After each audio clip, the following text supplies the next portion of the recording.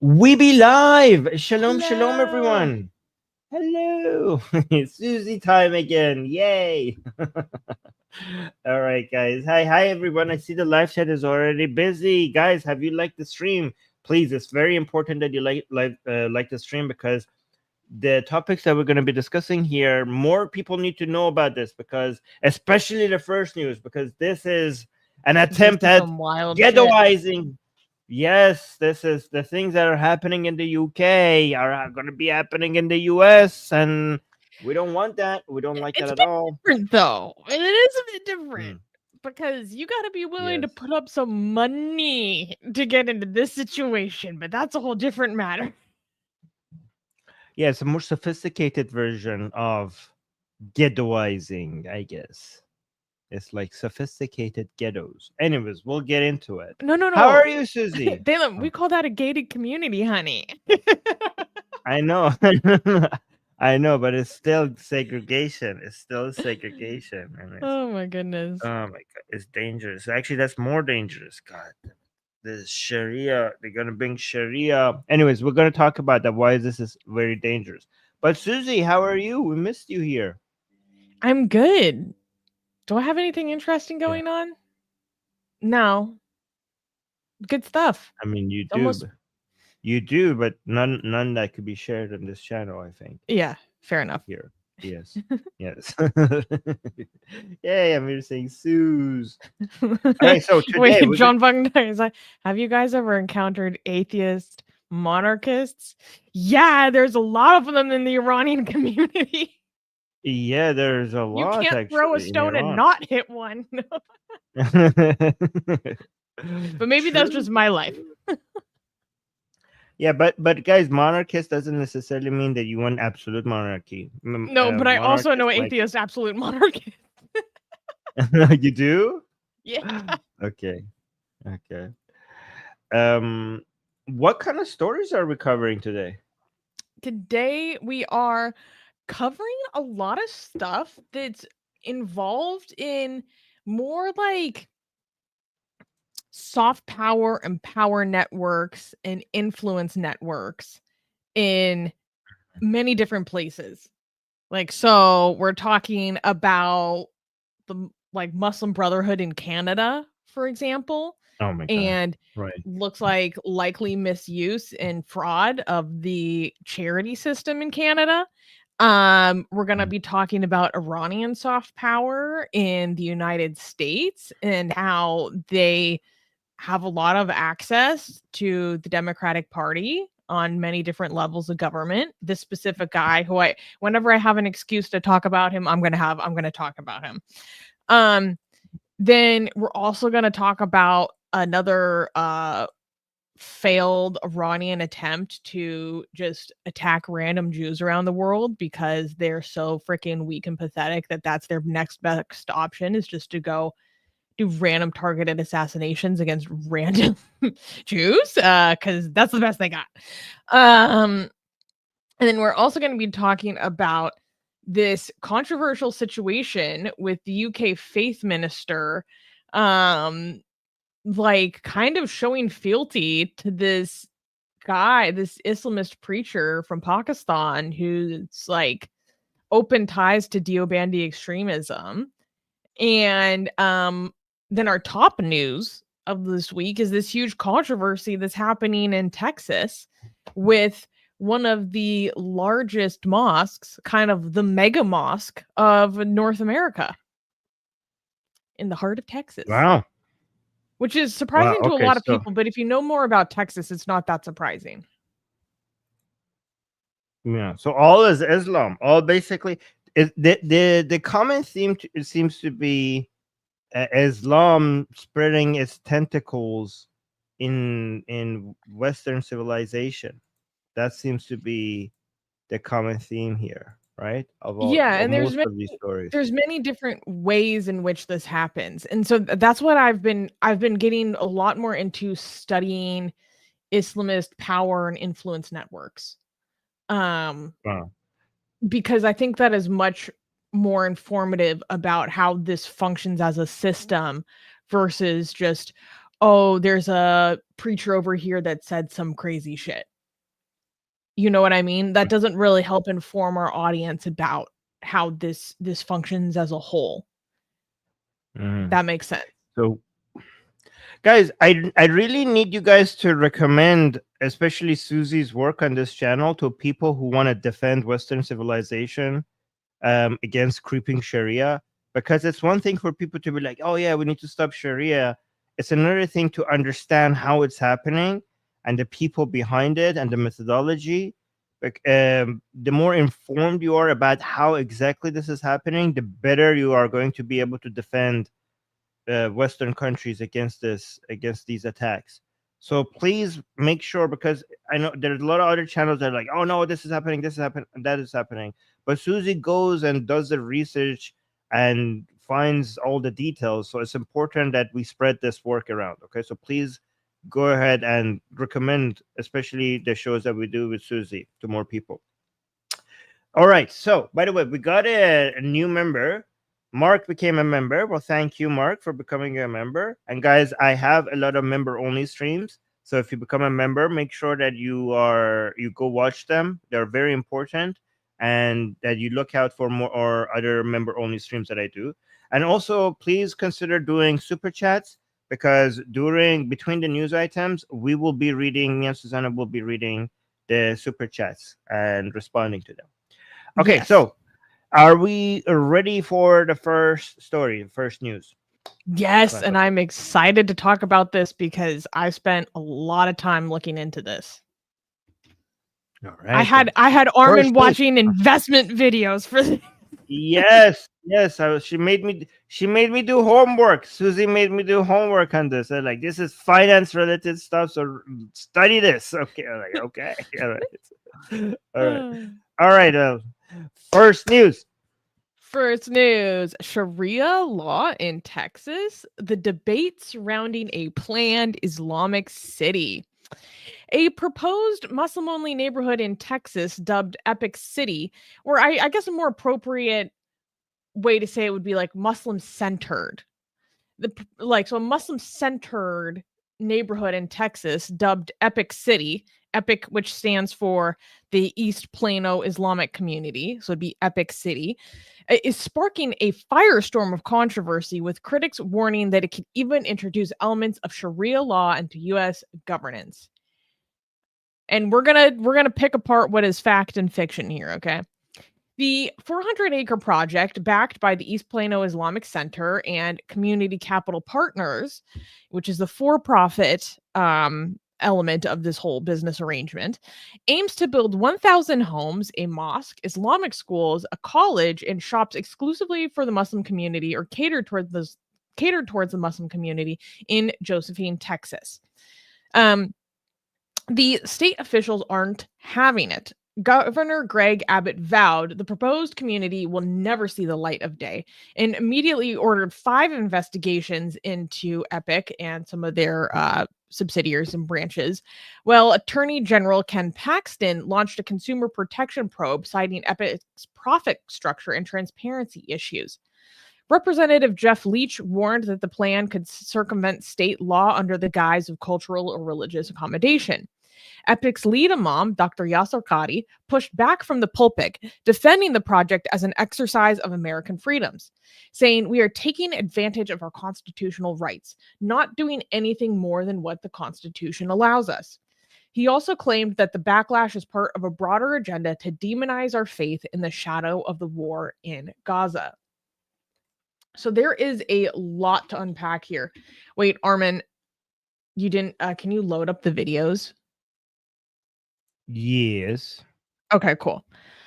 So, okay, there is so much to unpack here, and honestly, I think it would. Wait, did I pull up the wrong thing? I kind of want to start with giving a clip, because again, I find it so much more useful to go see what people say when they're speaking amongst themselves. I always recommend that people do this. And so what the statements that Epic City and their representatives have made to the press are not truly reflective of what they say when they're speaking amongst themselves. And so first, I went and I found the YouTube channel of the for-profit entity that's involved in the planning of this whole enterprise. So Armin, I'm going to pull up this video because there was a very specific portion of it that I want to show. And then this one, I uploaded the commercial. Okay, yeah, the commercial kind of sucks. So let's just like let's just see what Yasser Qadhi has to say when they're speaking amongst themselves. Okay, wait. Oh, sorry. So okay, here we go. Okay, we're just gonna watch like 2-3 minutes of this because it's so much more informative. Hafiz Sajjad recited one of my favorite ayat of the Quran.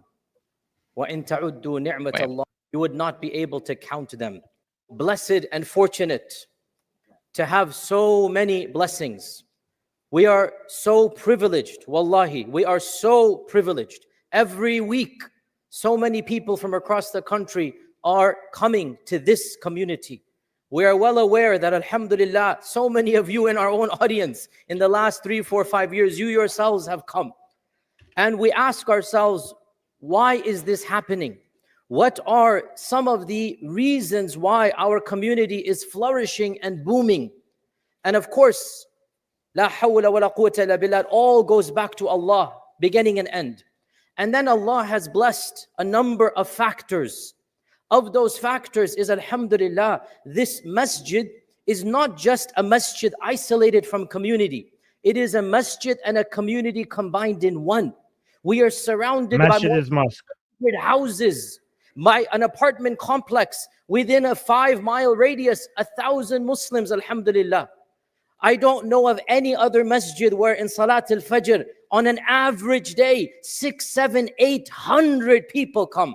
And you all know this. 5 years ago when I moved here, that was the decisive factor why I chose to move here. That when I came, I saw 500 people for Fajr. I said, khalas, this is my community. Now, alhamdulillah, it's 800. Inshallah, we hope to get 1,000 soon, inshallah. Say Ameen. So Fajr, Isha, Taraweeh, packed to capacity. Eid, we have 5 Salah for Eid, over 10,000 people. So one of the reasons of this success, Allah's blessed us to have a combination of factors. We have a large masjid. We have a magnificent facility. We have an infrastructure. We have community. We have, mashallah, stellar line of shuyukh. I'm the least amongst them. One thing that I want to quickly say, I think people who have been interested in this space for a long time will know who Yasser Qadhi is. For people who are not familiar, Yasser Qadhi is one of the most top influential Muslim leaders in the world, but is specifically in North America. Specifically in North America, he's a very huge, very influential scholar. So in case people don't know that this is not some random guy. All of these combinations come together, and subhanallah, this was not something that was planned. The founders of Epic didn't plan this, that in barely 10 years from nothing to what we have now. We are, and this is just a factual statement, without astaghfirullah, any arrogance, without any kibr. We are one of the most active and one of the most watched and one of the most prestigious masjids in all of North America. Bihamdillahi wa fadlihi. Not because of me or you. This is Allah's blessings on us. Now, the board and all of us, we thought to ourselves, what if, rather than just accidentally these factors coming together, we actually analyzed what made Epic so significant and then decided to plan an entire, not just subdivision, not just some cul-de-sacs and an apartment complex. No, what if we were to take the best of what Epic has to offer, and then rather than just 100 houses, maybe 1,000+ houses, rather than just one masjid and one facility, a magnificent complex, rather than just an apartment complex that happens to be here, a purpose-built apartment complex, rather than just one subdivision, an entire city that we advertise to the entire American subcontinent, that look, Epic 1 was such an amazing success. What do you think would happen if we bring forth Epic 2.0? What is going to happen? I would just like to say, I feel like he's been I don't know, this was reminding me of like a Southern Baptist preacher, like the vibe. I'm like, yeah, he has been living in the South, like the kind of the the gusto of the delivery. Can I get an Amin? Like, This is very dangerous. I'm like, 2.0, taking the best of Epic 1.0 and then purpose building an entire facility, an entire city, not just a subdivision, an entire massive plot of land right here in Dallas. Not 100 houses, 1,000 houses. This is going to be the opportunity of a game changer for the American da'wah scene. Can you imagine? this is important. This is important. What did he just say? This is a game changer for the American dawah scene. This is important, okay? Because in the news, the coverage of this, their representatives are always like, oh no, this is a community that is open to any and all religions and backgrounds and ethnicities. Like, they say that repeatedly. You don't have to be a Muslim to live in this community. But here, when he's speaking in front of his congregation, it's explicitly clear, and other representatives emphasize this in different videos, that this is their vision of da'wah, meaning the spreading of Islam, the evangelizing of Islam. So they make that very clear.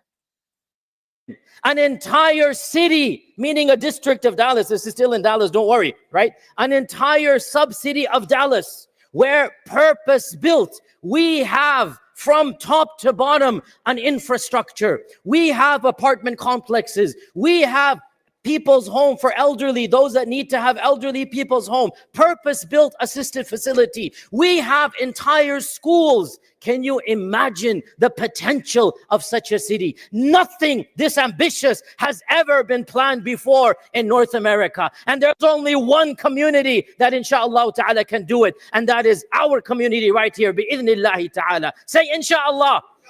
We are going to go from Epic 1. Epic 1's still going to be here. We're still going to be the best. But Epic 1 is going to take the best that it has and then bring about an Epic 2.0, inshallah ta'ala. And for that and for the details, I want to invite our president, Imam. Yeah, so that's the main part.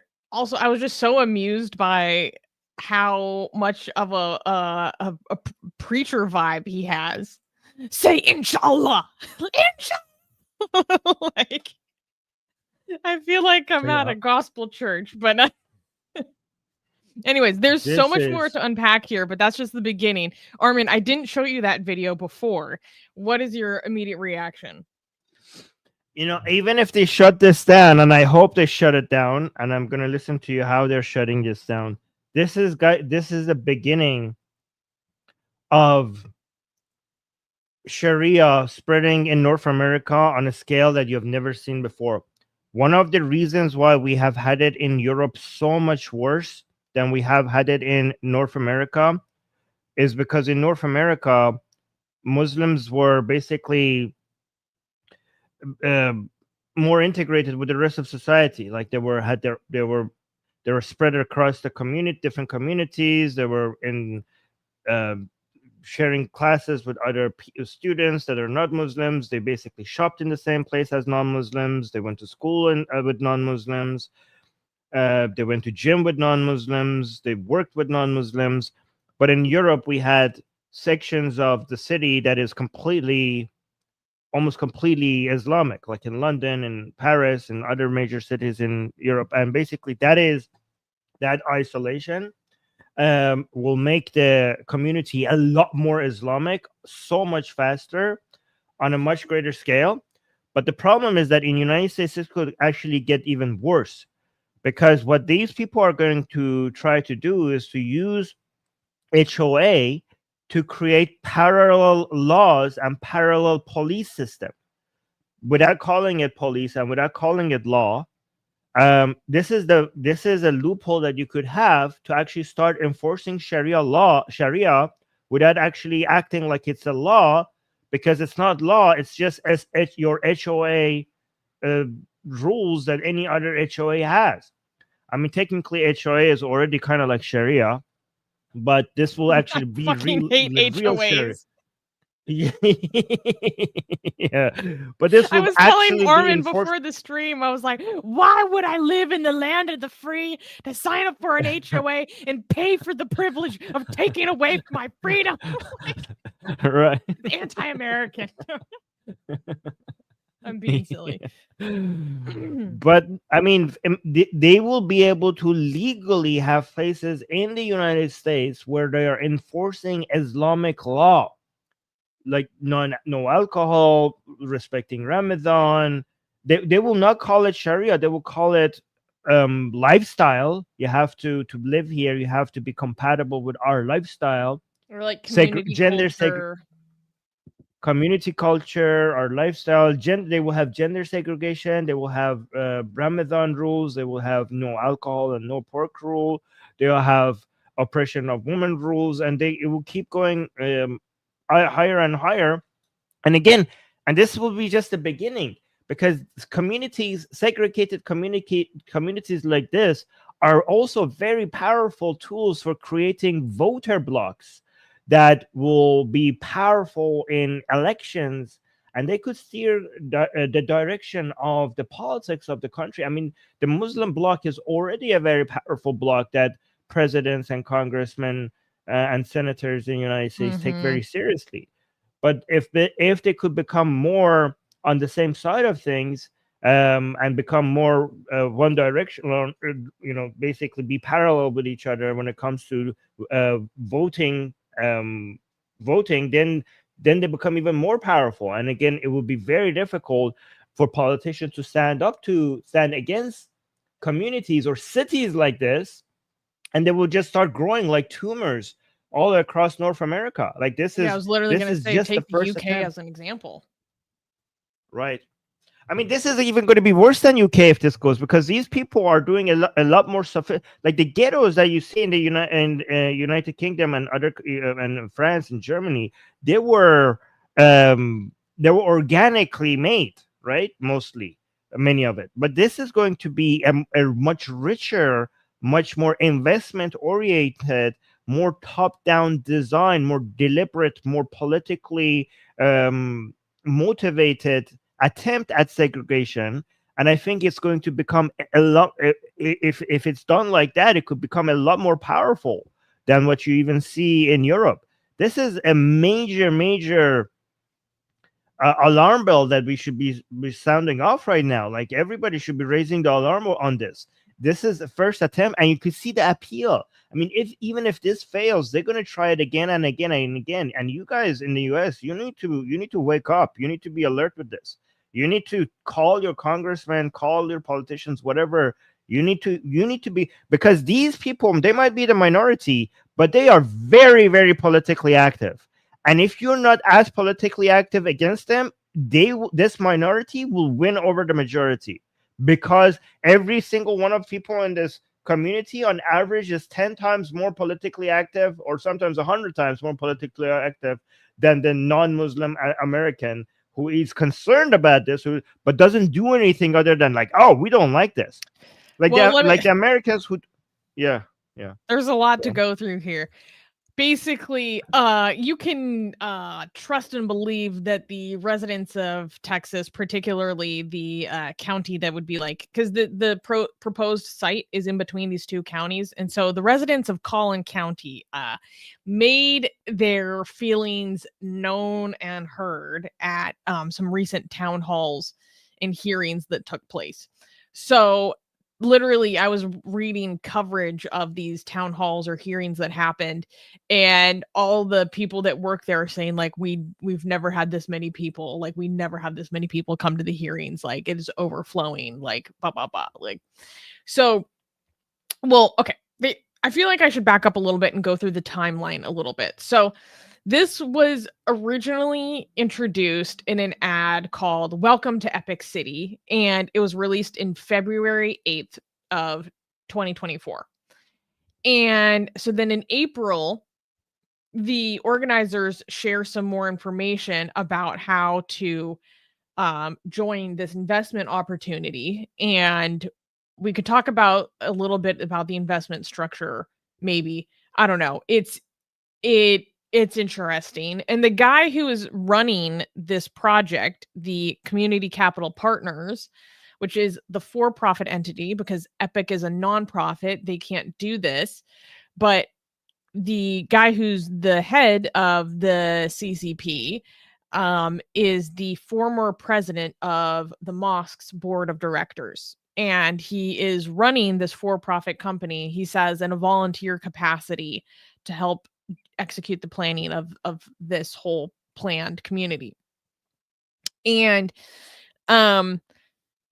yeah, then there's like the 80,000 for the investment opportunity, all this stuff. And then later in February of this year, they announced that they actually are planning expanded projects. So we talked about the original Epic City, and then they're planning additional projects called the Epic Ranches, where they would be larger properties, but larger lots, like ranches that are still close to the Epic City, but not in the original Epic City itself.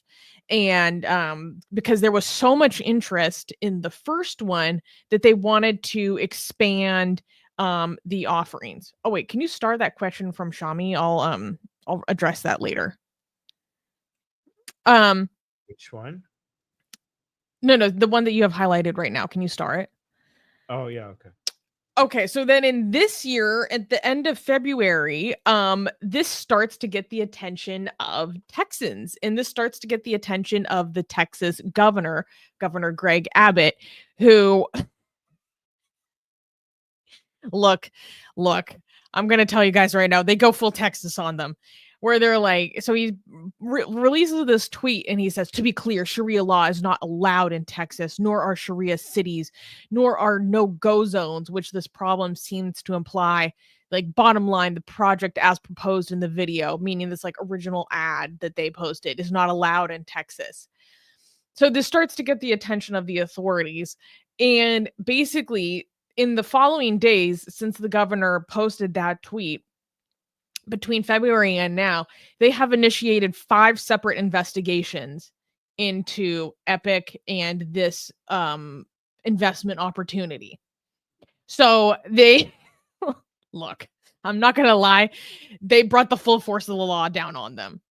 And this is before Epic City has not submitted any permits to any county government about this project. Epic City has not broken ground. They have not put a single shovel in the earth. They have not done any permitting to even think about construction, right? So this is still very much just all in the planning stages, but it caught the attention of the government and the other residents of Collin County, and they're going after them full force. And I mean, I could share more information about those 5 separate investigations, and including like the governor orders them to stop funeral services because they say that they're like performing funeral services illegally. And then like the governor announces that the security board is investigating them. And then he tells the Texas Rangers to start investigating them. Now, with no information about what they did to warrant the Texas Rangers going after them. He said they're going to be investigated to see if this planned development is potentially discriminatory. He's asking the security boards to investigate them to see if they had any failures to comply with the state securities requirements, including protections against fraud, to see if any financial harm has been caused by them, if there's any illegal activities. Like, all entities in Texas must follow state law, not Sharia law, blah, blah, blah. And then, like I said, there was this town hall meeting that happened about 2 weeks ago from Collin County. And there were some spicy things. Some spicy things were said during this town hall meeting. And in the end, this county judge who was overhearing this hearing was like, I cannot support this project. The governor on the 1st of April calls for the construction to stop, which is a little bit ridiculous to me because I'm like, there is no construction. You know what I mean? Like he's wrong. He's like, he said they must confirm within 7 days that they are immediately ceasing any construction of their illegal project or face the full weight of the law. They have not started any construction. You know what I mean? So there are certain instances in other videos that will show that, like, when Yasser Qadi is talking about how this project has been received and he's talking about misinformation and stuff, like there is a bit of misinformation. Like there is no construction yet. They haven't even filed their permits.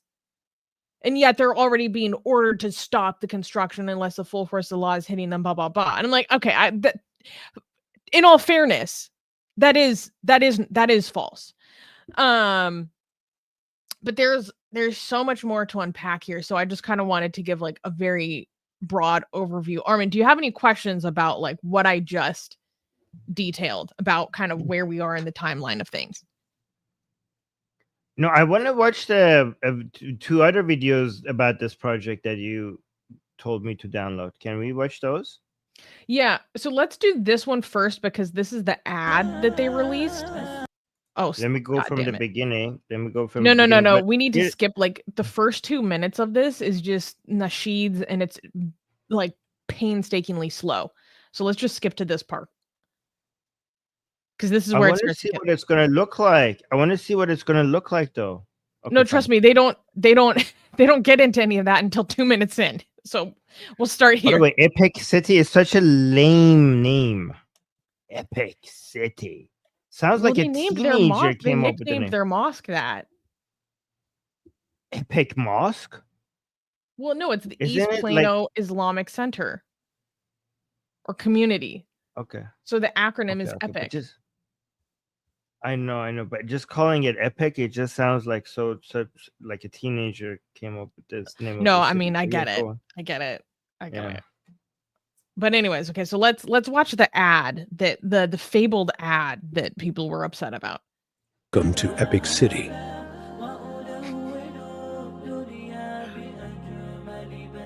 Nestled in the heart of Josephine, Texas. It is about 20 miles and 20 minutes from Epic.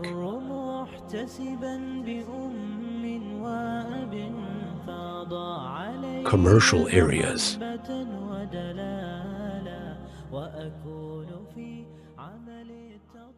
Allahu Akbar, Allahu Akbar. Welcome to Epic 2.0.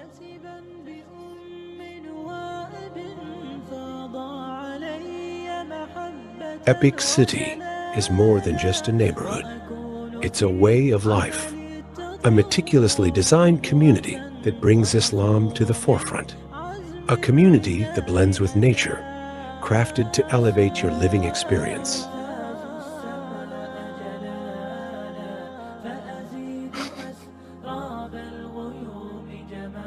With single-family homes, multi-family townhomes and apartments, senior living, and in the heart a mosque and a school. Parks for Eid prayer, carnivals and community events. Multiple fields for sports including soccer, cricket, tennis, and volleyball. And public schools 10 minutes away. Epic City, a housing community where we celebrate diversity and promote unity. Our community is designed to foster a sense of belonging and inclusivity for all residents, regardless of their background. We believe that everyone deserves a safe and comfortable place to call home, and we are committed to creating a welcoming environment where all residents can live together in harmony. Our society is built on the principles of mutual respect, understanding, and compassion, and we strive to create a space where everyone feels valued and appreciated. We look forward to welcoming everyone there. We ask Allah to help us complete this project. Okay. So here's my important question. You know those volleyball fields, right? Can Mhm. non-Muslims come buy houses in this area? And then the non-Muslim women, can they come play volleyball in the volleyball field with their shorts and their tank tops? Are they allowed to do that? Okay, so this is actually an important point because this is why like Texans are freaking out, like, oh my god, they're doing Sharia, like ratata, when there has been essentially like no mention of that whatsoever so far. So basically, like they do make it very clear that anyone from any religion, any background can be a part of this city, can be a part of this investment opportunity in this investment group because they're kind of in a initial funding stage. And so the thing is though is that they're taking the initial investments because if you to right now to kind of reserve a lot, you have to be the only way to reserve a lot is if you kind of are a part of this initial investment opportunity, which requires you to pay like $80,000 in a very short amount of time, by the way. And so and then they're taking the applications for this initial investment just on a first come first serve basis, but then they have basically final say on which applications they accept, and it's going to be based on like if they think that if you align with their community and their values and their rules and stuff like that. So you can So wait. anyone Let can me be a part of this, but you have to go through a screening. Yes. So basically, they're saying, and is this going to be discrimination against non-Muslims? Like, because that's against the law. It's against U.S. law if you say this is only for Muslims and non-Muslims cannot come here. They're saying like, no, this is open to everybody, as long as they fit our values and lifestyle. What values and lifestyle you're talking about? Like, are you talking about Islamic lifestyles and values? It's like we have to screen you and see if you fit our lifestyle and values. Like, okay, but it's not just for Muslims. Like, no. You just have to fit Islamic lifestyles and values. Okay, this seems like no, but then like this is what's important to consider because we know because I read some of their investment documents that there is going to be an HOA. Which for those who are, I don't know if HOAs exist in Europe because I know we have a lot of Europeans. That means like a homeowners association. So basically you live in a specific community and you have to pay fees to a homeowners association and they get to set rules about what you do with your property. So they could maybe set like rules about how late you can play music. They can set rules about if you get to put up a fence, if you get to install a pool. They can set rules about what kind of renovations you do to your house, what color you paint your house, where you park your car, and all sorts of shit. So you basically pay for the privilege of someone else ruling over you. exactly. But the benefit that people like about it is that like if someone is being wild and violating the rules of the HOA, you kind of get to kick them out, and or you get to maintain a community that has a certain character and rules and like peace and security or whatever. So, I don't like HOAs, but there is like some benefits to them. But anyway, so there is going to be an HOA. And we have no idea what the rules implemented by the HOA could be like. So in the beginning of this segment, Armin, you were talking about like, oh, well, they're going to basically be able to insert Sharia through the vehicle of the HOA because the HOA gets to set all these rules over the homeowners, right? Well, we don't actually know that right now.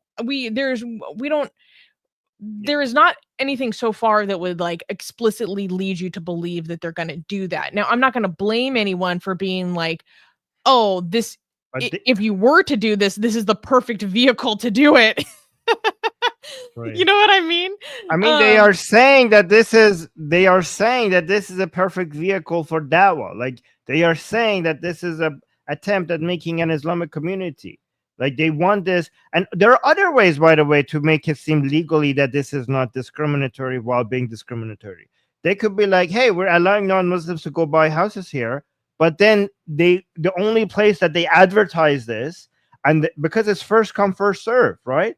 So they're like, no, but like they just go to the Islamic community. They're like, hey, get in right now, get this. Yes, and then exactly. Yeah, because and how they is could this delay. investment opportunity Yeah, advertised to everyone else? It's not. It's no, only it's not. advertised in the Yes, Islamic community. I mean, now they've gotten a lot of media coverage. So, if there's other people interested, they know how. But I'm curious about the Texas Securities Board investigating them and their investment structures for potential fraud or misleading and stuff, because when there are ways in which this investment is structured that is very clearly designed to be Sharia compliant. So Abdullah Samir, friendly ex-Muslim, he actually did a really great video about this project, and he went into more detail about their funding structure, because for those who don't know, nowadays, historically it's been different, but the idea of riba or usury or interest is haram. It's not allowed. So mortgages and mortgaging is very difficult for people who are trying to be Sharia compliant. And we talked about this in Canada a while ago, how the Canadian government decided to become involved in helping design Sharia compliant mortgages, which is insane to me.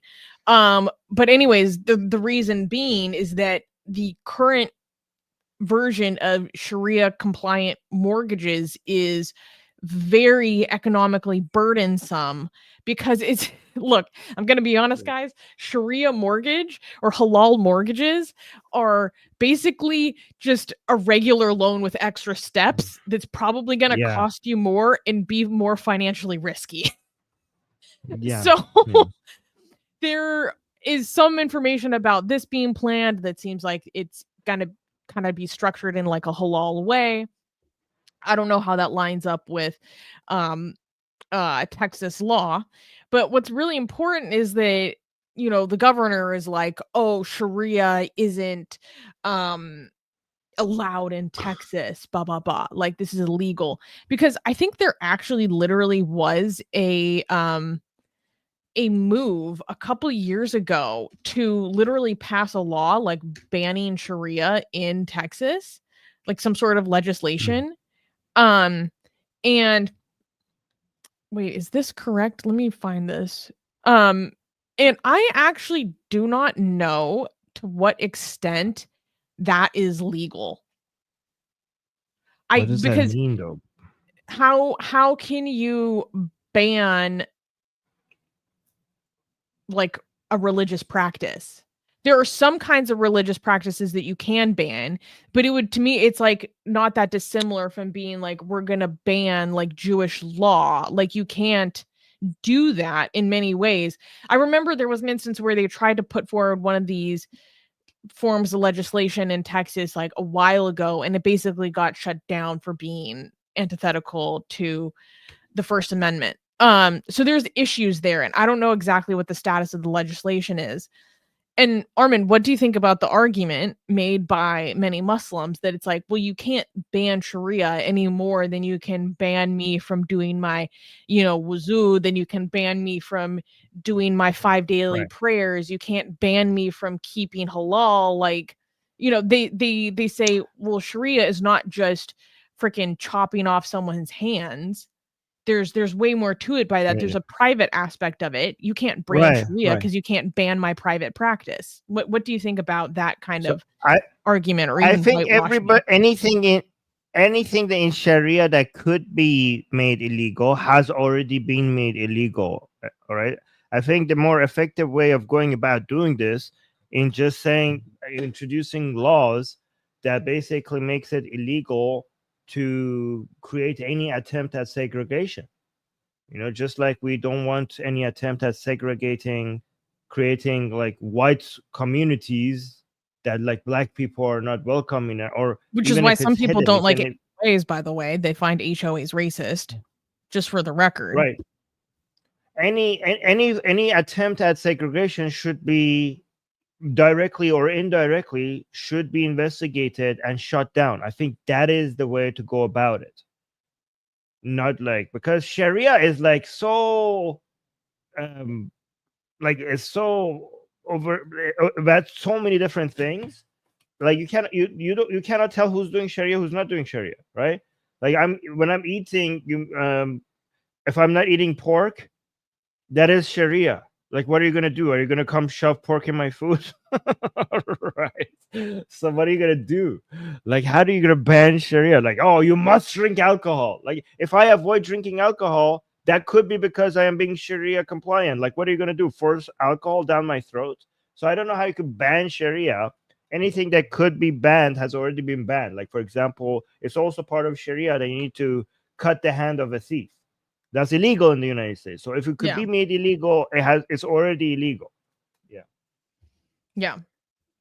So, yeah, I just think that that's like an kind of, I don't know. There's some the idea, I don't know, some stuff about how people are talking about this in terms of creeping Sharia, like I just don't find accurate. And so I don't know. For me, it's just an important part of my like integrity and intellectual honesty to say that. Wait, there was this comment that I thought was kind of funny. Sam Pickering is saying Sharia law allows child marriage, the stoning for adultery, no freedom of speech or human rights, don't allow Islam in your country, blah, blah, blah. I would just like to say that child marriage is legal in Texas right now.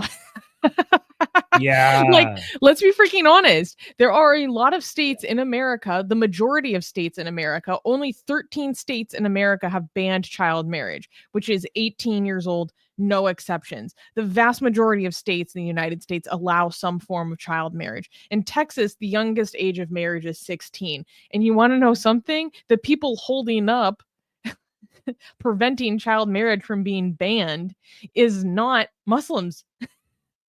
In most states, the strongest opposition to banning child marriage, making the marriage age 18, no exceptions, are evangelical Republicans. Let's be fully honest here. Yeah. Oh my God. And actually, it goes lower than 16 in some states.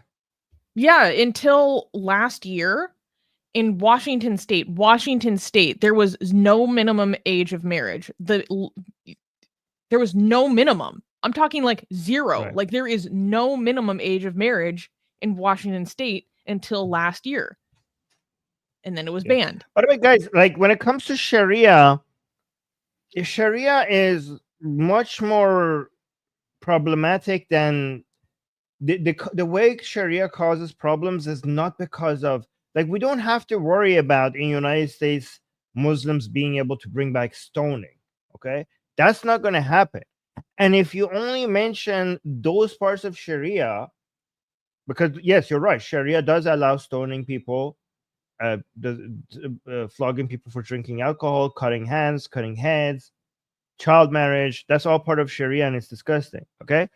A lot of that is not ever going to be legal in the United States. And if you only give those extreme examples of Sharia, people might think that you're crazy for suggesting that could happen in the United States. And then they won't realize the actual threat that these communities have. Because the actual threat, I mean, even if it's something harmless, even if it's something that like it's not going to affect you and me,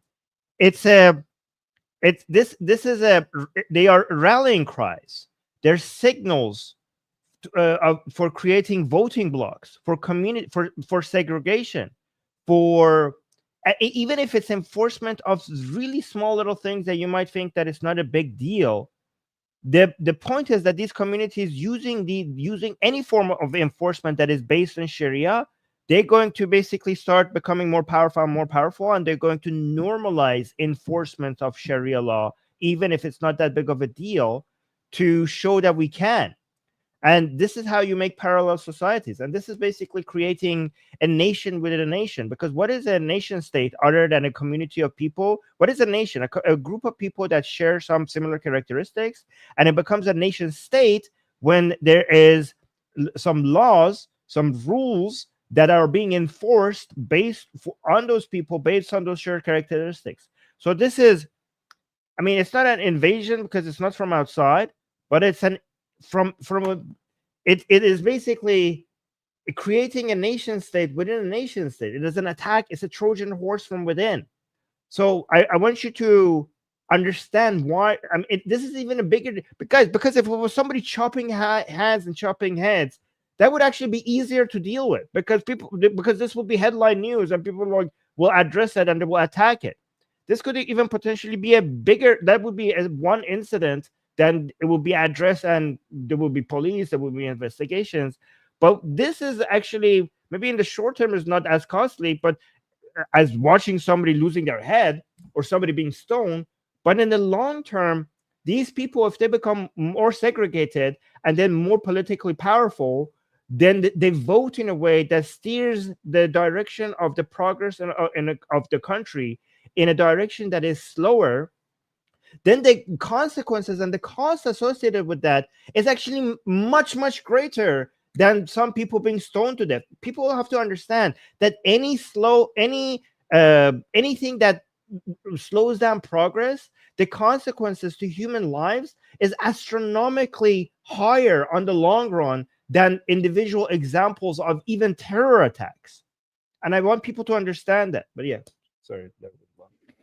Yeah, I think, I don't know. I would be shocked if this does see the light of day, this project, which I don't know. I don't know. Based on how the investment structure that I was researching about online, it seems like I feel bad for the people who already put money into this because it's going to be locked up for a very long time. That's my understanding. And yeah, people are pissed. People are pissed. I also want to clarify something because D is saying adults cannot marry children, though. That's not true. Adults can marry children. It depends on a state-by-state basis. In fact, on average, over historical marriage regarding marriages that involved at least one minor, the average age gap is about seven years, I think, if I'm remembering correctly. It depends on the state, but yes, many adults can. In fact, most marriages involving a minor the vast majority do involve someone who isn't a legal adult. Someone also said, oh, Texas passed, this Senate bill signed by the governor, which raises it to 0. All I had to do was Google to know that you're lying about this. Again, this is not true. I'm not lying. I'm just know more about this law than you, which is okay because this is niche. But this bill has loopholes in it regarding minors who are emancipated, and it does not protect people that are 16 and 17 years old, meaning that there is a loophole. The gold standard for ending child marriage is the age of 18, no exceptions. The problem with this bill that you are saying that I'm lying about is that there are exceptions and that there are loopholes. Therefore, it is possible for children to be married in Texas. I just want to clarify that because don't accuse me of lying. That's not fair because I'm not. There's loopholes. This is the status of the law in most states. There are a lot of loopholes that allow children to be married, and one of the many problems with this is that basically it allows a minor to be entered into a contract that they are not legally able to exit because they do not have all the full rights of adulthood. Another problem with it is it also is a get out of jail free card for other states that would normally have statutory rape laws. Also, yeah, by the way, if anyone minors are trafficked for their American citizenship. So in terms of visas and stuff like that. So I just want to clarify like those main things. Do we want to watch this last video here and then respond to the super chats? Yes, let's do this one. Okay. They're talking about the city, and then we go to the super chats. Yeah. By the way, I like how you respond. Somebody accused you of lying, and you completely destroyed the accusation. That was epic. Thank you. All right. Oh, play it? 279-acre land. So like you said, brother, masjid, homes, a total Muslim village. So we're still debating on the name, but it's going to be something Muslim name and a village attached to it, right? The names of the streets, Khalid ibn al-Walid, Tariq bin Ziyad, like all the great conquerors. Like people need to Google those conquerors and know like what are we made of? Yeah, like Islamophobes, they're burning, bro. Google Tariq bin Ziyad, you know? And then we want to have different sections like Andalusia, this, that, like all our past glories, and we want to bring it back. The way what we're doing, brother, like you cannot make it exclusive, like non-Muslims not allowed, kuffar not allowed. What we're doing, there's something called association fee. I don't know what it's called in Dubai. Like your maintenance fee that you pay yearly, cutting the service fee, to cut the grass, to remove the snow and whatnot. So that service fee will put there 75% of the service fee you're paying goes to the masjid. So they would automatically not want to come. Automatically, if you are a practicing Christian, I would advise you, why help the Muslims, you know? Let Muslims do their own thing, right? So this is the way we're going to put the clause. And our attorney already put it there. So we have, brother, think about it. Like a guy comes from Bangladesh, have no idea about anything. Brother, we're putting an application now where we're selecting the names of the streets in the United States of America. We're putting the subdivision laws. Like, hey, this is the law. One of the laws being your yearly contributions, 75% of it goes to support the masjid that's going to be there. We're making these laws. We're putting those laws. It's unbelievable what Allah can do for you. You know just blew my mind. You know they say the what's called verbal manifestations. If you keep saying something to someone, they'll become like that. If you keep telling someone they're a villain, they'll become a villain.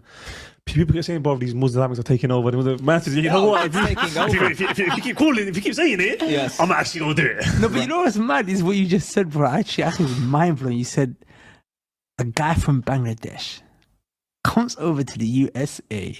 Starts naming streets. Start naming streets after Islamic. It's unbelievable. I cannot sometimes even believe it. And I suggested those. Dude, they are so hard over it. They know exactly what they're doing, bro. Oh my god, what the fuck? It's This so video should be- obvious that this is about like domination for them. It's so obvious. It's so obvious. Wait. Guys, are you hiding yeah, this is so obvious. Nina, did you hit Afghani's comments in the live chat? Please do not censor people here based on what they're saying.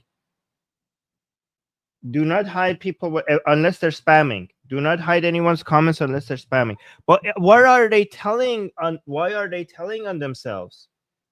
Well, because this is just some guy on a podcast based in the UK.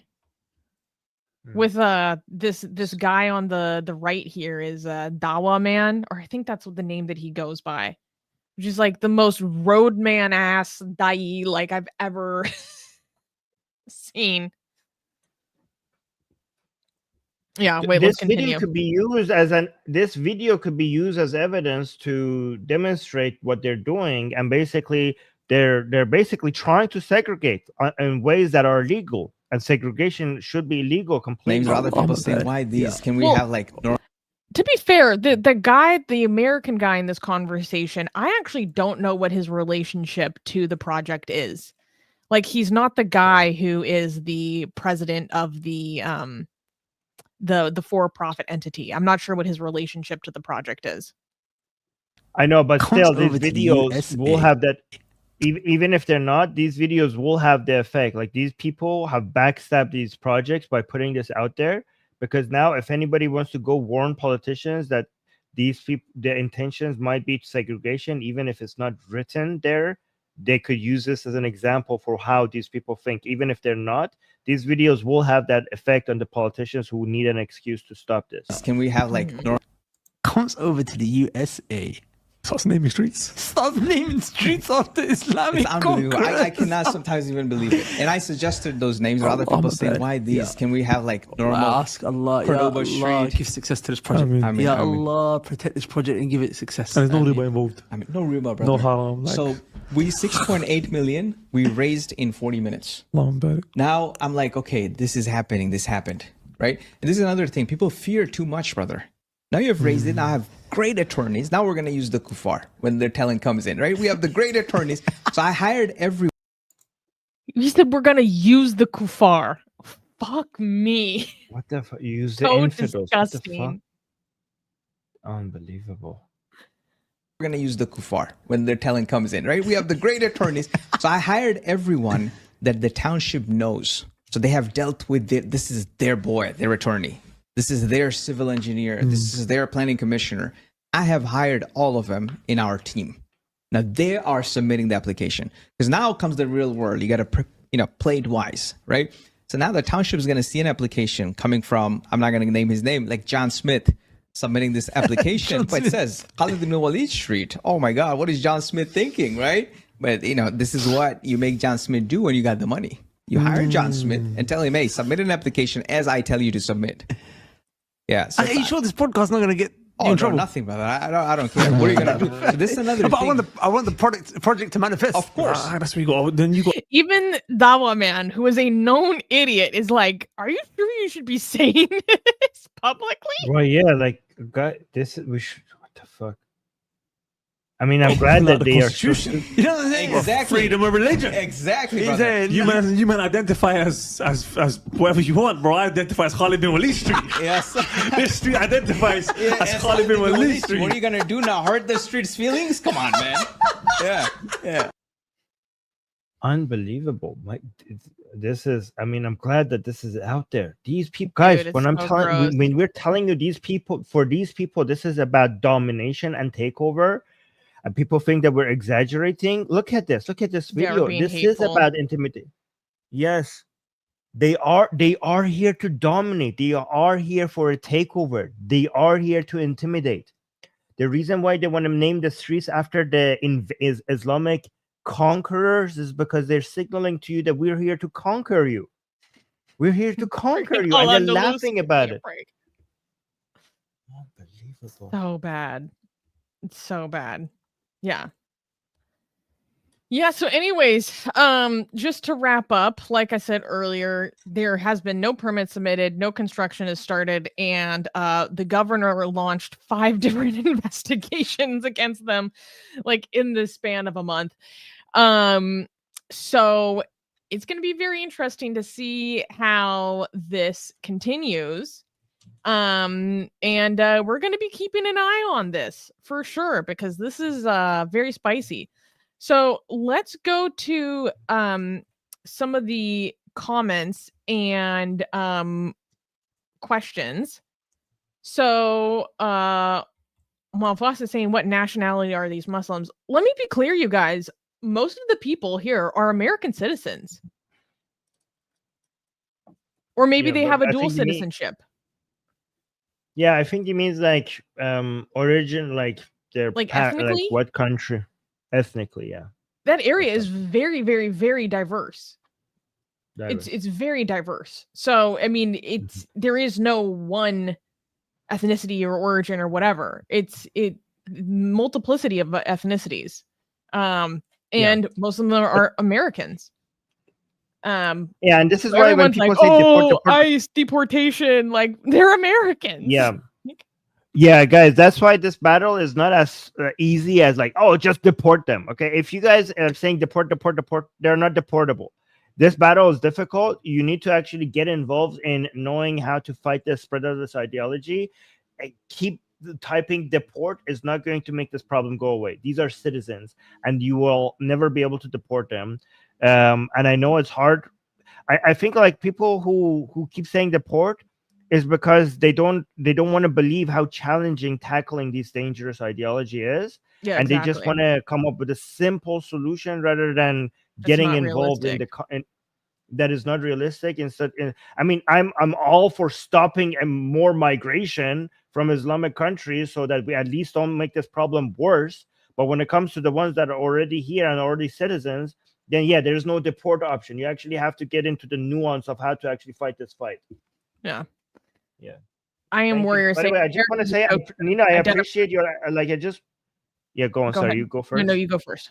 No, I just want to say, Nina, like I do appreciate you modding. Like I hope like I don't sound ungrateful for modding. Okay, like I'm just like I it's my fault that I didn't explain here. Even people with the most disgusting views, we don't ban them. We just ban people who are spamming. Or but it's my fault that I didn't explain this. I don't want to come off as that ungrateful to our mods in the chat. But yeah, go on, Susie. This person is saying America's a joke to them. Identify as followed by jokes. No, they're making fun of like, oh, I identify as a woman. That's what they're saying. That's what they're making fun of. Steve gave a super chat. Thank you, Steve, for the super chat. Profile picture. Saying sounds like a great place for not having a bunch of atheists spreading degeneracy and hedonism on kids. Because Steve here is a Christian. Like, okay, bro. Well, you come to hang out in an atheist community. Like, I don't know what you're expecting to find here. Well, here's the thing. Let me actually tell us, Steve. They might have not spread degeneracy, but you supported an atheist channel, so you are spreading degeneracy. So congratulations. Thank you. No, but actually, thank you for the super chat. And then Gaijin gave a super chat saying, degeneracy? I have been summoned. Gaijin's like, I felt a tingling in my toes. I think I've been summoned. Tamara saying, do they have their own Islamic police and courts? We have no evidence. I haven't seen any documentation to anything regarding that so far. We just know that they're talking about a purpose-built community that is catered towards the Muslim community. Because here's the thing, guys, like I really want to be as good faith as possible. And Gaijin saying, hear me out. Turn Staten Island into a Singapore ethnic quota patriot park where they get optional brain scans and patriot brain patterns get papers faster. Does your brain say that you're a patriot? You get that green card. Love it. I don't know. How many times have Gaijin watched the Minority Report? That's what I want to know. But yeah, go on. Based Hikos or whatever says, thank you for the super chat saying, love you guys. Praise sexy goddess Kali. Thank you. Thank you. See, this is someone who's a real fan of Atheist Republic, if you know about all that. Thank you. Sketch Therapy gave a super chat saying, please explain the armed Kool-Aid HOA that started in California and ended in Guyana to him. They asked people to sell their homes and invest in God's city. So Sketch Therapy is referring to, what was their original name? The People's Temple, more famously known as the Jonestown Massacre, which was basically like a socialist Christian cult that ended up trying to create their own town down in Guyana to have this like perfect godly city, and that's why it ended in a suicide massacre and all this stuff. It's, to be fair, this is not a cult the same way that the People's Temple in Jonestown was a cult. Just to be fully honest, it's just not. It's just bigger. That's why it's not a cult, because it's bigger. No, it's not even that. It's that they don't, for example, they don't treat Yasser Qadi as a cult leader. The relationship is not the same. Well, because they already have a cult leader called Muhammad, and that these guys just saying, I mean, it is kind of like a cult. Religion is kind of like a cult, but the cult leader is already, you already have the branding kit of the cult leader and everything ready, packaged ready for you. You know what I mean? So yeah, it is kind of like a cult. The cult leader is Muhammad. Well, that's why I'm saying the relationship is different. It's not the same as Jonestown. Yeah. Yeah, and yeah. I don't think it's fair to say that. Bigger. Yeah, in Sketch Therapy, this is a pattern of Jonestown, a cultural alarm. No, again, I disagree. I kind of agree. I agree with Sketch Therapy on that, because it is a more normalized, like cults. Religions are just normalized versions of cults, in my opinion. But I know the differences, but I see also the similarities. But specific comparison to Jonestown, I think, is inaccurate. Yeah, but I mean, to make a comparison, not everything has to be the same to say that there are similarities. But yeah, Sure. Yeah. So okay. Shami gave a comment saying, "Listen, call me ignorant, but I was under the impression that Texas was full of crazy Christians with a shit ton of guns. How is this even happening here? That's what's blown my mind when I heard." Okay, this is important. Oh, yes, Texas does have crazy Christians and lots of guns, whatever. But Texas is actually much, much more ethnically diverse than people realize. Houston and Dallas, Dallas-Fort Worth area, are some of the most diverse, ethnically diverse areas in the country. I'm talking giant Chinese populations, a giant Iranian population in Houston, very large Arab communities, very large South Asian, huge Pakistani communities. And one of the reasons for this, not the sole reason, but one reason is that if you are part of the, there are certain pathways for refugee resettlement, and some of the pathways for refugee resettlement in America, like Houston will be the first place you go. And there's other differences and stuff, but that is a thing. Like, so one of my friends that is in my city now, but when he was a refugee coming to America, the first place he was taken was Houston. And so a lot of communities like build out from there. So there's to the point that there is a huge Pakistani community in Texas that is literally where the Islamic Republic kind of recruits from for some stuff.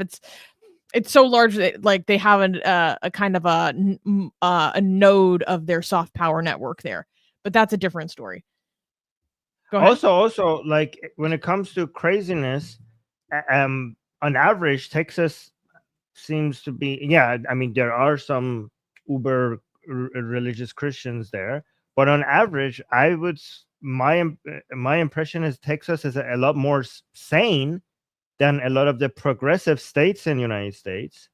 You know what I mean? Like when it comes to if I want to compare, I don't know, Texas to Washington or to California, especially when it comes to taxes and regulations and progressive woke policies, I would say that Texas is actually ahead when it comes to sanity compared to many other states in the United States. Yeah, it just depends on what you want to compare things to. Like some people would say that their abortion restrictions are insane and way too much and way too far. Like then other people would say, oh, how they've reacted to gender medicine for minors is more sane, that's better, or the regulations regarding building, just like being able to build more, because that's Right. kind of what's driving a lot of democratic cities and states into the dust, is like how hard it is to just There's build. lower Like, regulations, lower taxes, lower regulations, less woke policies. So those are It's- good. yeah, but it's a give and take. It just really depends on your own perspective about many of those things. Okay, so Sketch Therapy gave another super chat saying they are taking money for this. Donations equals illegal equals scam. No, it's not that simple. Okay, because the investment vehicle is a for-profit company. Yeah. The investment vehicle is a for-profit company. And then they've just like, so they said there's certain elements that they're going to design it that 75% of the profits of that for-profit company would be going back to the nonprofit, the masjid, which would be a nonprofit. But the actual the investment vehicle is a for-profit company. So it's not a donation. Yeah. So yeah. A lot of companies do that. Like they make a non-profit, and then when they want to make a profit, they make another company that is for profit that works in parallel with the for profit. So there are a lot of legal ways to go about doing these things. I just think that the way to go about attacking them, saying that this is illegal, is just that this is clearly an attempt at segregation, is discriminatory against non-Muslims. So that's the way to go attack this legally. That's why it should be considered illegal. I think that's the way to go about it. Yeah, and that's being investigated, and I'm sure this is going to be fought out in court. Yeah. Okay, so Yeah. Saying no, but such a community couldn't ban alcohol or pork, right? I mean, in terms of alcohol, I don't know on what level of the government that you are allowed to ban alcohol, because in America there are full-blown dry counties where you are not allowed to sell by a matter of county law alcohol in the entire county. And this is not a Muslim thing, this is a Christian thing, or this is a Mormon thing. Mormons, yeah. And there are all of these ways in which they've gotten around with this. And so on this localized level, I don't know. They're gonna see what the Mormons have done to be able to enforce their laws, their Mormon laws in giant areas, and they're gonna be like, well, if they manage to do it, then we're gonna be able to do it. Mormons don't drink alcohol or coffee. I mean, if you go to Mormon universities, they have dress codes, they have, gender roles, gender segregation, and like there's so many things that they're enforcing based on religion on major big areas that are considered to be university campus, and it's all enforcement of religion.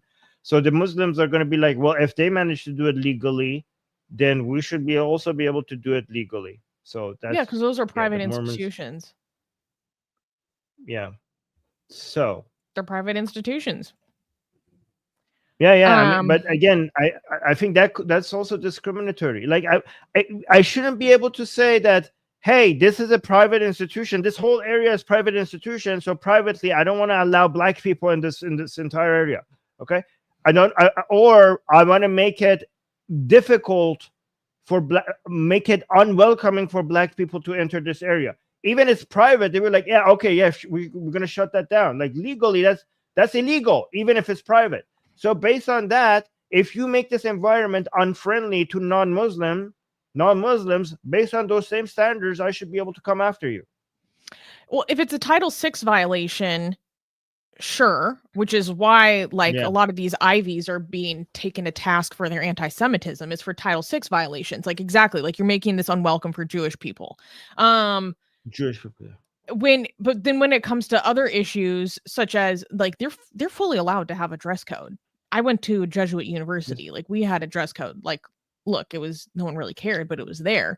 When it comes to issues like LGBT, when it comes to LGBT issues, that is something that is being fought out in courts all the time with religious universities and cases of discrimination. And to be honest, a lot of these LGBT groups have lost.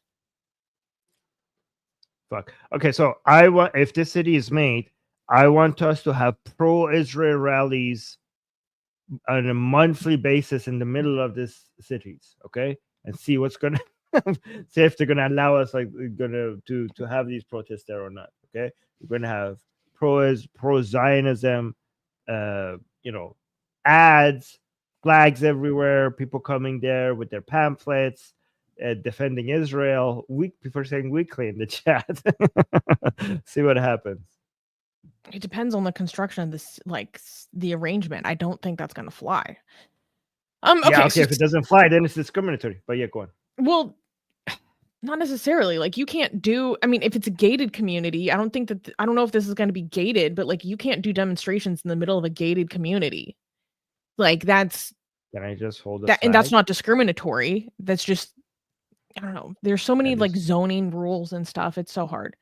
Also in a state that I don't know much about, like zoning laws there. Anyways, Steve gave another super chat, again supporting the degeneracy, saying atheism just promotes selfish degeneracy over family. You are a cult of hoes and degenerate lifestyles. The religious will inherit the earth. Well, I mean, you're speaking to two atheists that will be considered. You're speaking to me and Susanna with regards to family values.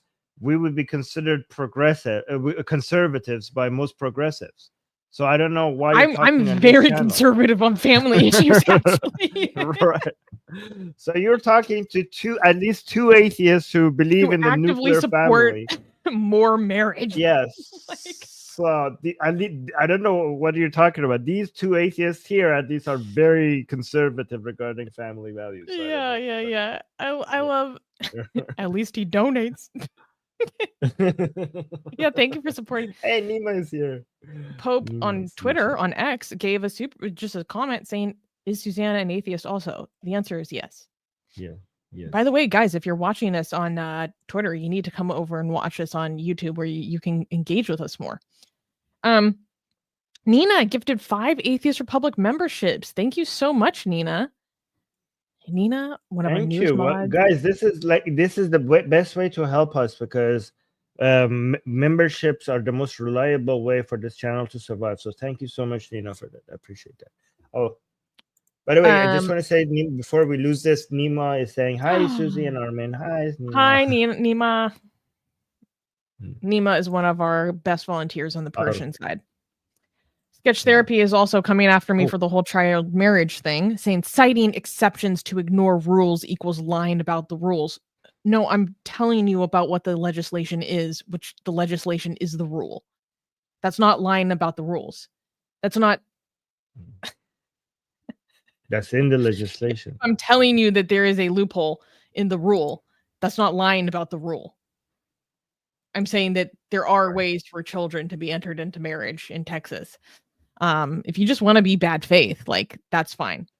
And gave another one. You're so butthurt. Saying just read exceptions. Court decides. Loophole equals everyone. Okay, this one I just literally don't understand. No, because she's claiming Sketch Therapy. Susie didn't say everyone. She says there is a way. She didn't say it applies to everyone. This is a straw man. You're putting words in her mouth. Well, I mean, it applies to everyone in the sense that it's all residents of Texas. But yeah, but it's like, I don't even understand that comment. Yeah, she's putting words in your mouth. It's okay. Yeah. Nina gave a super chat. Thank you, Nina, saying, "Yo, where the degeneracy at?"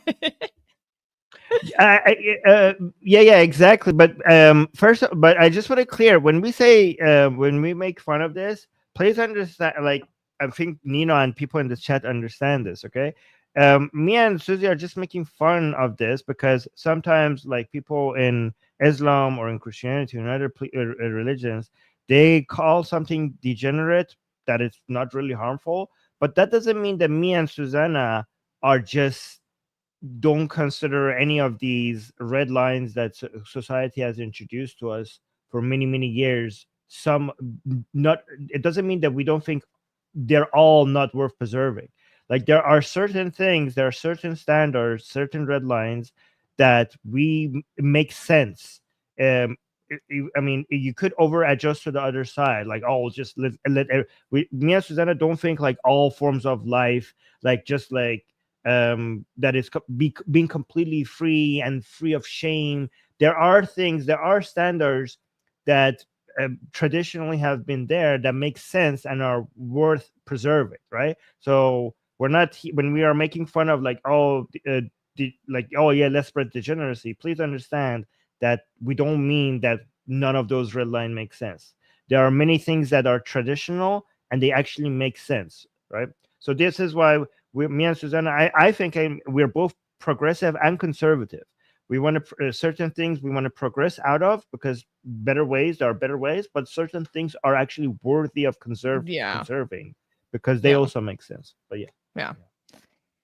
Kenny, another one of our amazing volunteers, has been helping me a lot lately, gifted 10 Atheist Republic memberships. Thank you, Kenny. Thank you. He's wow, our memberships are increasing very fast. Thank you, guys. Gaijin gave another super chat saying, "I watched the Minority Report once. It was derivative. A real dystopia would have therapy and then AI guided sectional neuron deletion of non-patriot regions." Again, Gaijin, I am begging you to you need to write a novel. Yeah, just write a novel. Sketch Therapy, thank you for the super chat, is saying Sharia is a cult and so is Dawa. You can't change my mind. Sharia itself is not a cult. Sharia is law. Islam. Yeah. And Dawa is not a cult. Dawa is preaching. It's evangelizing. It's the terms. You're just not being correct with your terms. Yeah, if you want to call something a cult, I mean, and you could be correct depending on how you define a cult. You should be saying Islam is a cult. You can't change my mind. If you could call it a cult, it would be Islam, because Sharia is the rules of the cult that you're calling a cult, and dawah is the way to spread the messages of the cult. They are not the cult itself. Yeah, those are the tools. If anything, say the they're tools the of control, tools. and maybe if you wanted, Yes. you could frame it as deceptive marketing, because deception is a part of Right. cult recruitment. It depends, you know, but I want, if you want to be fighting against this thing, it's helpful to be accurate in doing so, because otherwise people are going to just discredit you for not being accurate. Yeah, no. Santos Jimenez, thank you for the super chat, saying if left unchecked, Muslims will force you to become Muslim or pay a fee or die. That is literally their belief. It is not a religion of peace. No, I mean, this is not always the case. Like, historically, for example, we have had Muslims forcing you not to be a Muslim because non-Muslims were paying jizya, and it was just too much money to like, again, it depends on the Muslim, depends on the time, depends on the situation. There was a period in Islamic history when people wanted to become Muslim because you had enjoyed more rights and higher status if you became a Muslim, and the Muslims were actively stopping them and making it very difficult for them to become Muslim because the jizya money was just so high that they didn't want to lose that revenue. We need these extortion taxes, bro. Right. Yeah. So again, it depends. John is celebrating his membership for 11 months. Wow, those 11 months went by fast. Thank you, John. Saying, oh, we're talking about like the people advertising this opportunity. It hasn't been done before. Equals a list of failed US utopias. Yes, little utopian communities tend to not go very well, and they tend to be well, especially people in Texas are like, what in the David Koresh is this? Look, we know what happened in Waco. Can we not have a repeat? Like, if you don't know what I'm talking about, go look up the Texas Waco massacre. It was one of the most notorious incidents that's happened in our country's history. Sketch Therapy gave another super chat, thank you, saying massacres are common in cult of Sharia with less Kool-Aid. No, but Sketch Therapy, my contention is that the Jonestown massacre was a self-suicide massacre. There are huge differences. Versus, for example, we're gonna go massacre our way across the Kush Mountains or whatever. Right. Yes. Yeah. Actually, that makes Islam worse. Because with that cult, they basically the damage is short-lived and then it ends. Islam, if you want to call it a cult, they don't kill their own; they kill other people. So that actually ends up, and they grow. So that's actually more dangerous as a virus. I don't know. I don't like that comparison, to be honest. Like, Jonestown is such a atrocity. Yeah, but Islam has killed a lot more people than Georgetown's. Like Hindu Kush, for example. Or Jonestown, yeah. Like I don't Hindu know. It just makes me sick. It makes me sick. The children. Oh my god. The representative. But like honestly, the rivers of blood Islam is responsible for is astronomically high. Yeah. Whether it's a cult or not. Yeah. Ginga gave a super chat saying, "Do you guys ever do ads to promote the channel?" No. Yes. Oh. No, we don't do ads. The YouTube ads. No, we don't do ads. We just do the ads that YouTube just puts on itself. No, to promote the channel. Oh, okay. No, we don't. You could. Our ads, we do. Our ads are you guys going out and telling people to come subscribe to this channel. You are the ads. Please promote this channel. Please tell people to go and subscribe here. Sketch Therapy had another super chat of a contention with me, saying, again, the child marriage laws in Texas. Why not just have clarity? Just read them equals disingenuous. I don't think anyone on this channel is interested in me reading the legislation of child marriage in Texas in full. What I said is still accurate, in which minors can be entered into marriage in Texas. That's true. And it's not disingenuous. I like how Susie. I like how I'm standing on Susie business. responds. I like how calm Susie is when she's being attacked. When I get like if it was me, this would be a lot more tense right now. So it's just like, no, you're still wrong. Yeah. Again, and another super chat from Sketch Therapy. Thank you for the super chats, though, saying you blamed those who did the most to stop it. Why? Where did I leave any blame?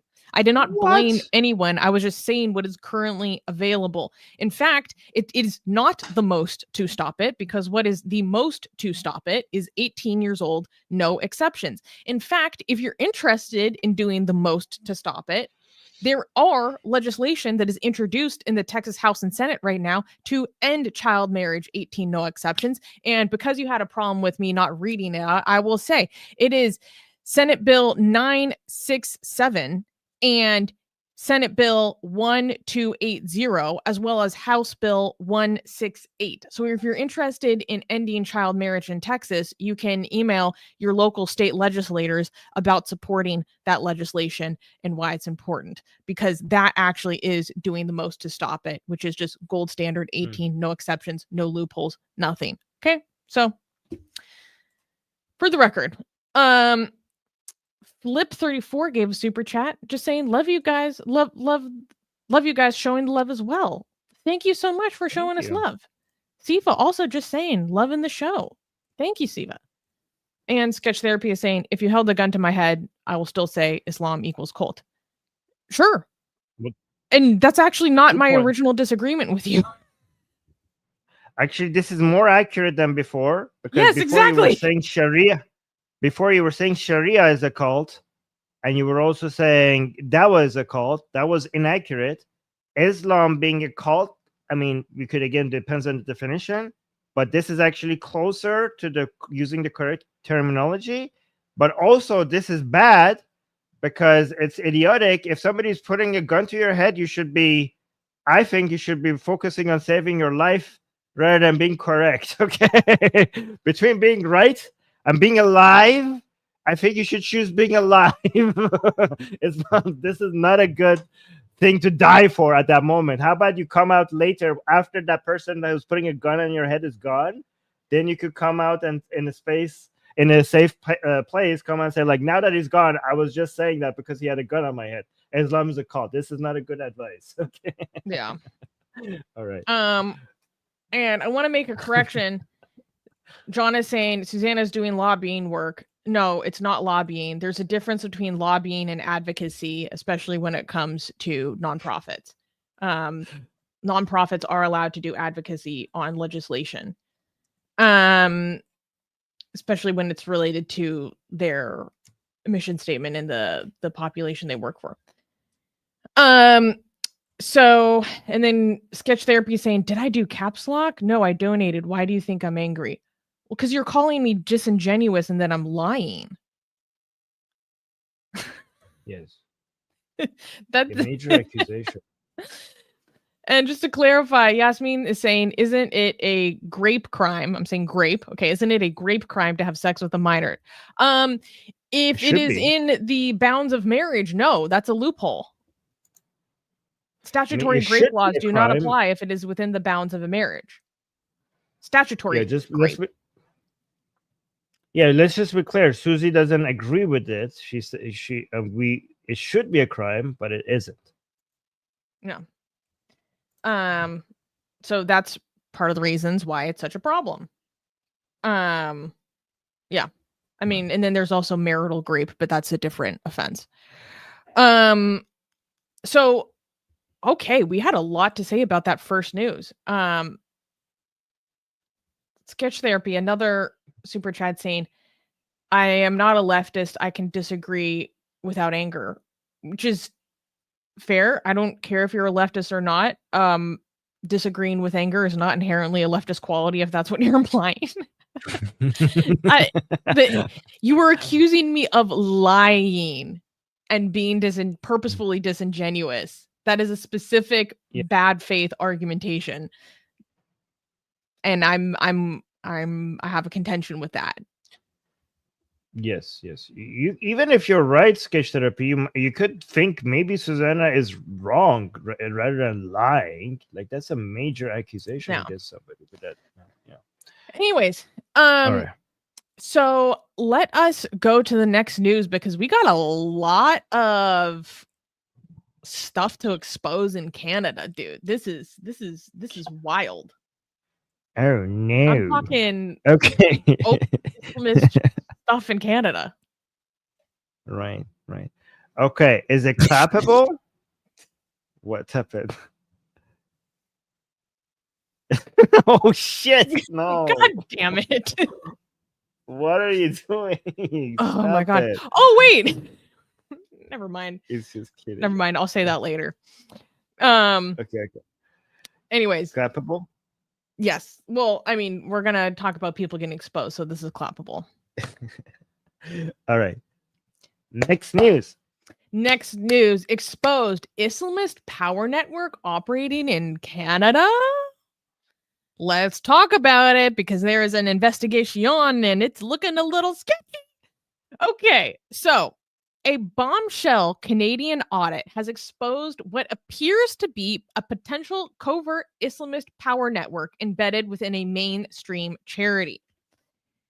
The Muslim Association of Canada, or MAC, which I'll just call MAC, which runs dozens of schools and mosques across the country, was found by the Canadian Revenue Agency, or CRA, which is the Canadian version of the IRS, to be advancing goals of the Muslim Brotherhood, a transnational Islamist movement founded in Egypt and banned in several countries for its ties to extremism. According to a report from the George Washington University's program on extremism, MAC's leaders aren't just ideologically aligned, they are active players. Several held key senior roles in Egypt's Brotherhood-backed Morsi government. The CRA also uncovered seamless membership transfers between MAC and other Brotherhood groups abroad, writing, quote, "It is not entirely clear how the organization, which purports to be entirely Canadian-based, is able to transfer membership to and from foreign organizations." Even more alarming, MAC gave over, close to 300,000 Canadian dollars to Irfan Canada, a group that was later designated as a terrorist entity for sending millions to Hamas and continued promoting its activities even after its terrorist designation. The CRA concluded that MAC wasn't merely inspired by Islamist ideology, it was acting as a part of a global brotherhood infrastructure right from Canadian soil. Okay, so there is a lot to unpack here, and I'm going to try to make this as easy to digest as possible because I read this entire report that the George Washington University program on extremism put out. So basically, there is some stuff that we need to know here. So in 2015, the CRA initiated this investigation and audit of MAC. And this investigation into them and their activities has been going on for a very long time. And they audited close to 500,000 emails. They audited thousands, how many? 1 million financial transactions, going through all their emails and doing this giant investigation into this nonprofit. Now, this nonprofit, the MAC, is the largest grassroots Muslim charity in Canada. So this is highly influential, right? And the long story short, they've been going back and forth. MAC was trying to fight them in court, trying to fight to have the case sealed, trying to have the materials sealed and all this stuff. And the Canadian government said, no, we're going to unseal all these materials. We're going to relieve this. So this has been going on for a very, very long time. And basically, because of this, recently a lot of these materials got to be unsealed. And the report that I read was basically talking about like this gives us unique perspective into how an organization that at the bare minimum is openly ideologically inspired by the Muslim Brotherhood operates in Canada and how it operates in relationship to other foreign Muslim Brotherhood groups.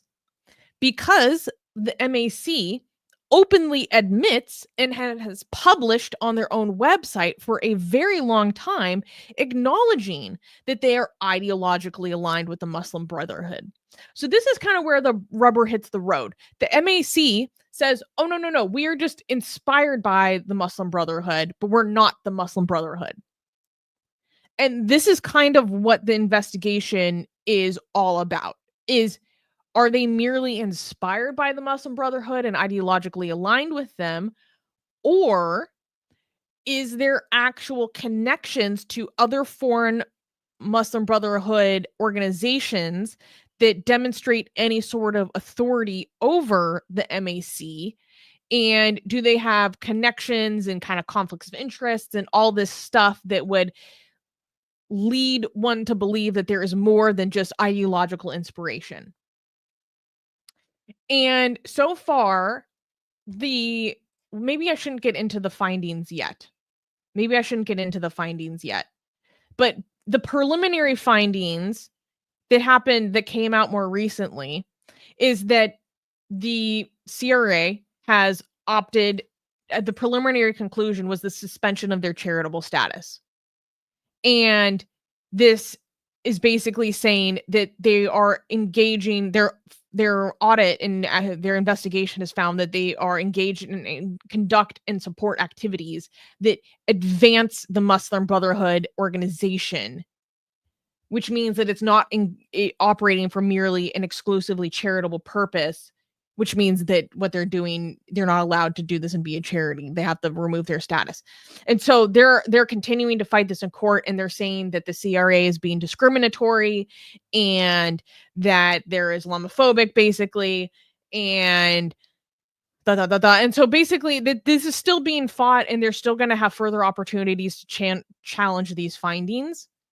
But because people fought to have all these documents unsealed, we kind of get this unique insight into what's going on here. And so the report from GWU makes it very clear that they are not taking a stance on whether or not Mac is guilty. They are not taking a stance on many other elements of the investigation, which may be involved, like conflicts of interest or inaccurate financial categorizations or any of that. Where they're only interested in the potential Muslim Brotherhood direct ties. And again, they make it very clear in the report that this is just they're subscribing to innocent until proven guilty. But they're going with what has been revealed so far. And they also make it very clear that we cannot necessarily say that this is how the Muslim Brotherhood kind of galaxy operates in the West in general.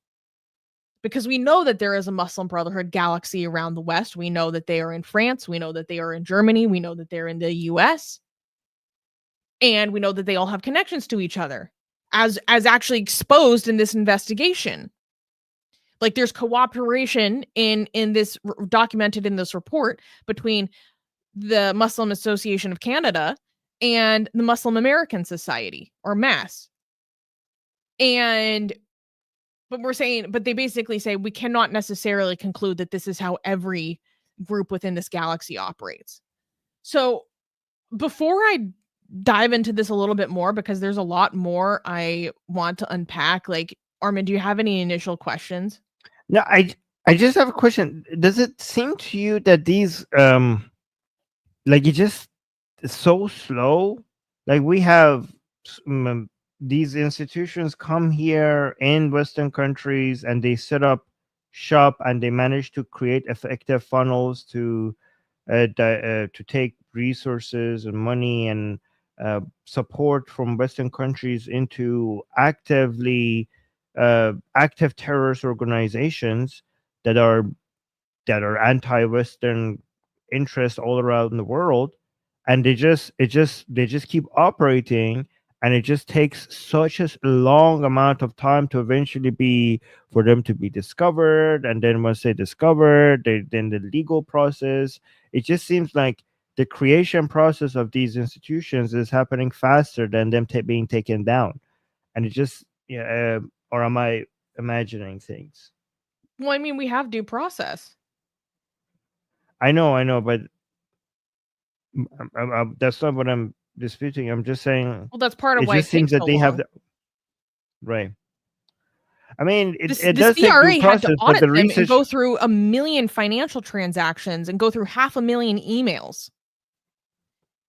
Yeah, we need AI to basically connect these dots for us faster.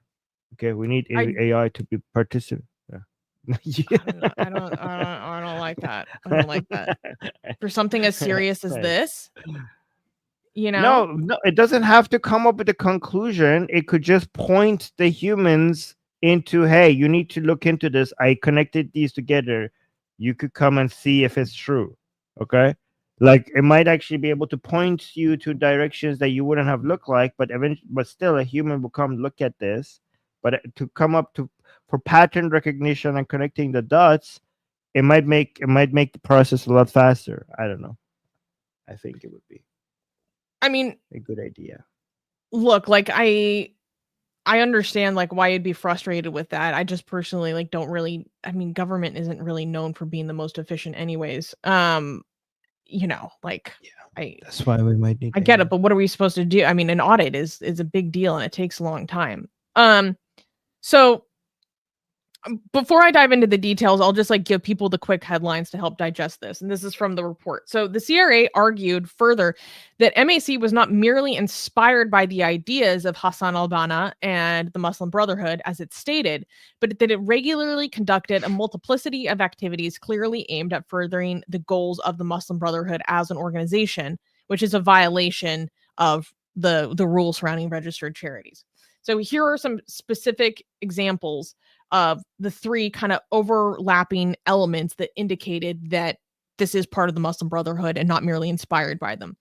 1, numerous key MAC members were actively involved in the activities of the Egyptian Muslim Brotherhood, including representing them before the UN, having occupied senior positions in the Freedom and Justice Party and later in the government of Mohamed Morsi. 2, several MAC members had key roles in Canadian-based organizations that openly supported the Egyptian Muslim Brotherhood and allowed them to use MAC's premises for free. And 3, members of the Egyptian and other Middle Eastern branches of the Muslim Brotherhood could almost automatically become members of MAC upon transferring to Canada and vice versa. So this is a very important piece about why this was so suspicious, is that in the report, they basically compare this to someone, you can't just like, there's a process to become a member of the Muslim Brotherhood, both in the West and abroad, in Gulf countries or whatever. There is a process to become part of the Muslim Brotherhood. And once you have this membership, basically what they're saying is if you move to a new country, if you were living in Egypt and you moved to Canada, you could transfer your membership as easily as if you were transferring to a university within the same university system. They literally compared it to transferring your admissions in a university. So that is obviously like a huge problem when you're saying, oh, we're not part of the Muslim Brotherhood, we're just inspired by them. They're like, well, then how come you can transfer as if you're transferring your credits to a new school? You know what I mean? This is a very sophisticated operations they have going on here. Like this is the fact that they even have the systems in place to be able to carry out these tracking and this level of documentation and membership. This is a serious threat, guys. Yeah. I mean, personally, I already thought it was bad enough when they were openly talking about that they are ideologically aligned and inspired by the Muslim Brotherhood, but they're just not a part of it. You know what I mean? I'm like, that's already bad enough. And this is not hidden. This is this was posted in their frequently asked questions on their own website. You can find this in the web archives. Like, and then they just changed it they had a board resolution and changed their bylaws to remove all that stuff around 2013, 2015 because it was like bad PR and like leading to misinformation and all this stuff. But they used to be very public about like, oh no, we are ideologically the Muslim Brotherhood. That's already bad enough by itself. Right. But by the way, guys, for people to understand Muslim Brotherhood, and globally, when we're talking about Islam, there is 3 branches of politics in Islam globally that is the most has been the most influential. One of them is, based on the Wahhabi ideology that came out of Saudi Arabia for a while. Now it's not coming out of there anymore. The other one is Muslim Brotherhood. So Wahhabism and Muslim Brotherhood are Sunni. And the third political brands of Islam that are geopolitically influential all around the world is the guardianship of the jurist version of 12-er Shia Islam coming out of Iran. And the Wahhabism has taken a major hit because the Saudis are not supporting it financially anymore as like they used to. So it's basically Muslim Brotherhood, which is mostly sponsored by Turkey and Qatar when it comes to Islamism, versus the Shia version, the Shiism, the 12er, the Ethno, the Khomeini, like that name it has a long name, so I'm going to give you a short name for it. So when I say the guardianship of the jurist version of 12er Shia Islam, the short name for that is Khomeinism. Okay, so we have either Muslim Brotherhood sponsored by Turkey and Qatar versus Khomeinism sponsored by the Islamic Republic in Tehran. So that's a short summary of all of that. Yeah. And I think it's important to understand the Muslim Brotherhood kind of as a galaxy, so to speak, but also on a spectrum. Because like when we were talking about this report behind the scenes, Armin, you're like, oh, a lot of people think of Muslim Brotherhood as like Hamas, but it's not just that. So for people who are not familiar, could you explain kind of the spectrum from Hamas all the way to versions that are like seemingly more secularized? Right. So Muslim Brotherhood, the worst version of Muslim Brotherhood is like so the difference between Wahhabis and Muslim Brotherhood is that Wahhabis don't believe in the democratic process, but Muslim Brotherhood believes that we have to use the tools of the Westerners to be able to overcome them. So they actually believe in elections, in having presidents, prime ministers, parliaments, shit like that, right? And this has taken some the most aggressive version of that has been that we are familiar with right now in modern times, because Muslim Brotherhood has a long history, but is Hamas is the most ugliest version of that. But it could actually get as mild and peaceful looking as Muslim Brotherhood versions that we have in like Tunisia, for example, right? So there's a spectrum associated with how Muslim Brotherhood operates. I mean, they're all bad, but depending on the environment that they're in, they act differently. I mean, even Hamas, they still believe in elections, even though they're terrorists. So don't believe that when some people say, "Oh, Muslim Brotherhood is better than Wahhabism because they believe in the democratic process." I mean, Hamas believes in a democratic process, and they're terrorists, so that doesn't make them any better, right?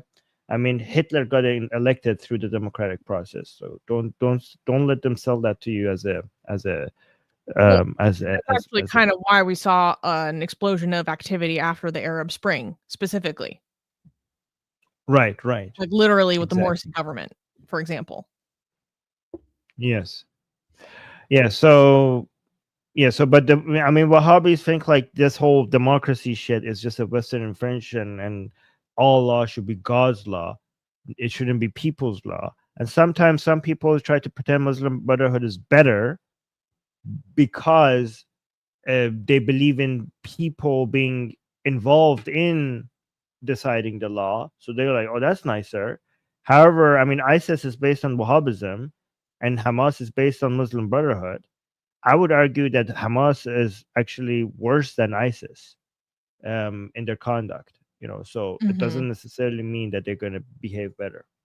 Yeah. So that's a really good explanation. And what's important to understand about MAC and the basis of this report is that they are most closely tied to Egypt. Like all the connections are continually going back to Egypt specifically, and they're working with other nonprofits in Canada for the Egyptian community to do these things that the tax agency had a big problem with. So again, that's important to understand both in terms of the spectrum, but then also in terms of locale. They are most closely tied to the activities of Egypt. So, okay, so I gave a lot of context. I did want to talk about how they were more closely tied to the Egyptian Muslim Brotherhood. So, for example, the one of the most important instances is of Walel Hadra, who was in 2012 serving as the MAC president, and while serving as the MAC president, began to work on the presidential campaign of Mohamed Morsi, who was the then Egyptian Muslim Brotherhood candidate. And during this period of time, the MAC back in Canada was actively attempting to hide his involvement in the Morsi campaign from the public. And then, the CRA has all these emails to back up this claim. As there was this whole thing where they have all these emails exposing how that there was a picture that was published of Hadara standing with Morsi. It was put on social media, and there was all these emails that were back and forth about them trying to delete these emails and kind of stop the diffusion of this image. And so they all had like awareness of this, right? And then there was another instance of another of all these very senior people in the MAC receiving invitations, like private invitations to Muslim Brotherhood conferences around the world, as well as some of them from the MAC literally working for the Freedom and Justice Party in Egypt. Freedom and Justice Party being the party of the Muslim Brotherhood in Egypt, trying to promote the government of Mohamed Morsi. And then there was another instance where there was one guy who was working for or associated with MAC and literally became their kind of representative, the Freedom and Justice Party's representative in front of the UN. And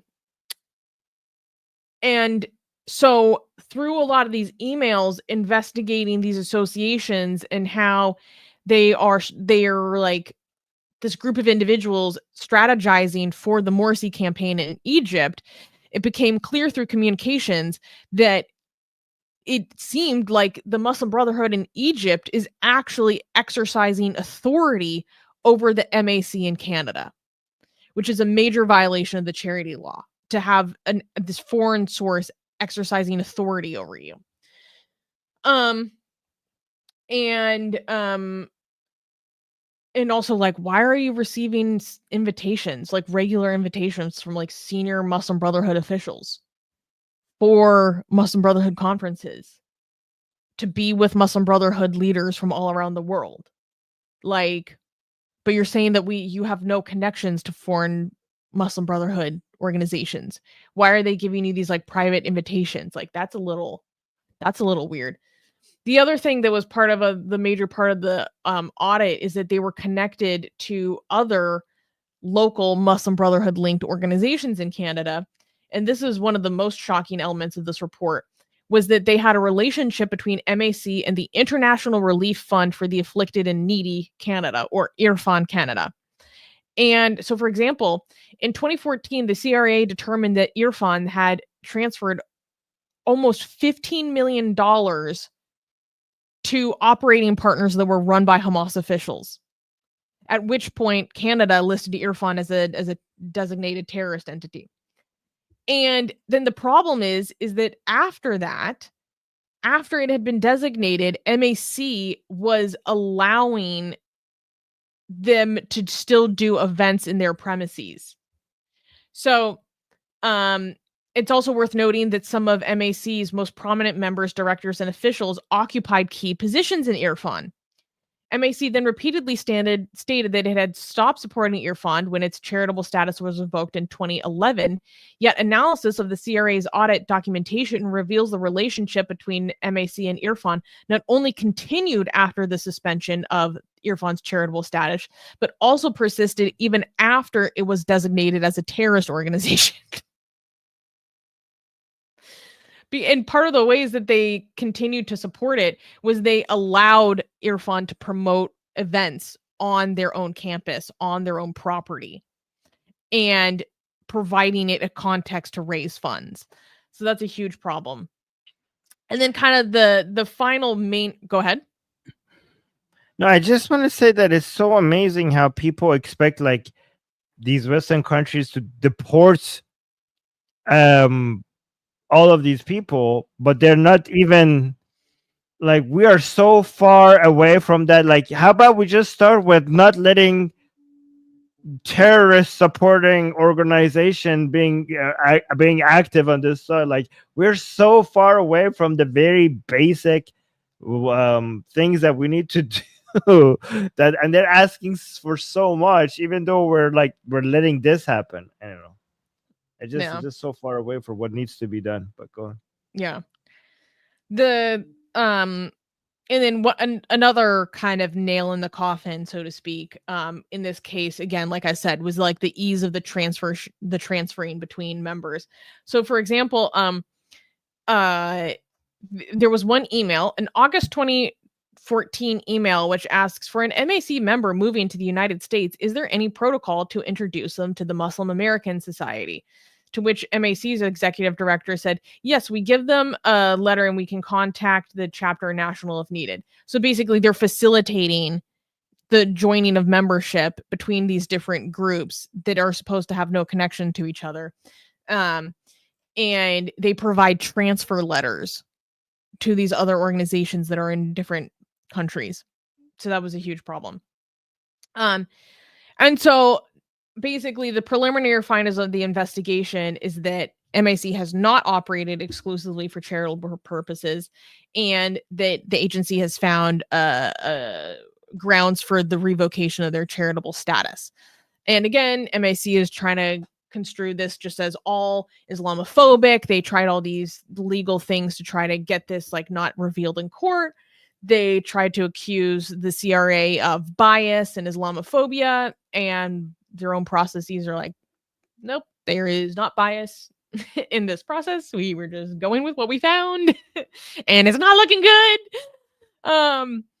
So it remains to be seen exactly like how this is all going to play out. But this is what we know so far. And this has been a very long, intrusive, and meticulous audit, to quote the report, of the largest Brotherhood legacy organization in Canada. And so it's very informative about how this thing happens in real time. And I encourage people who want to learn more to go read the full report by the George Washington Program on Extremism. The report is free. And the report is called The Muslim Brotherhood in the West, Evidence from the Canadian Tax Authority Investigation. So. But by the way, I got a criticism in Persian in the chat. So somebody is saying that shouldn't we be asking for the maximum so that we could get the something in between? Like when I said like, yeah, but the maximum should be also something that looks doable. So because if you ask for something that is basically completely getting rid of the constitution and the laws that are of the country, people are going to be like, okay, you're not asking for maximum, you're just delusional. So you have to also be careful with what the maximum is.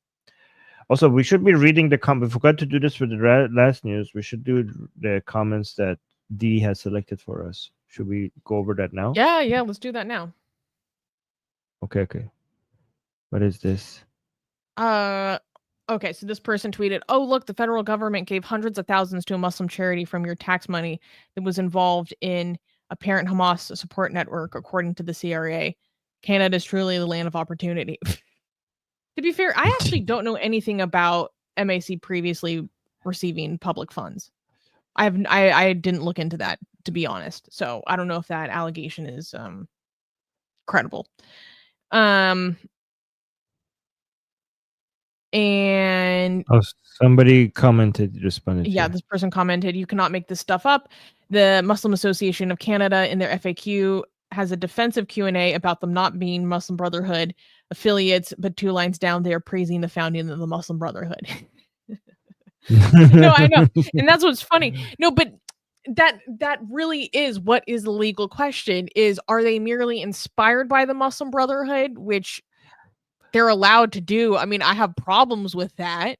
Or are they actually an operation and subsidiary of them, which is what's not allowed? Right.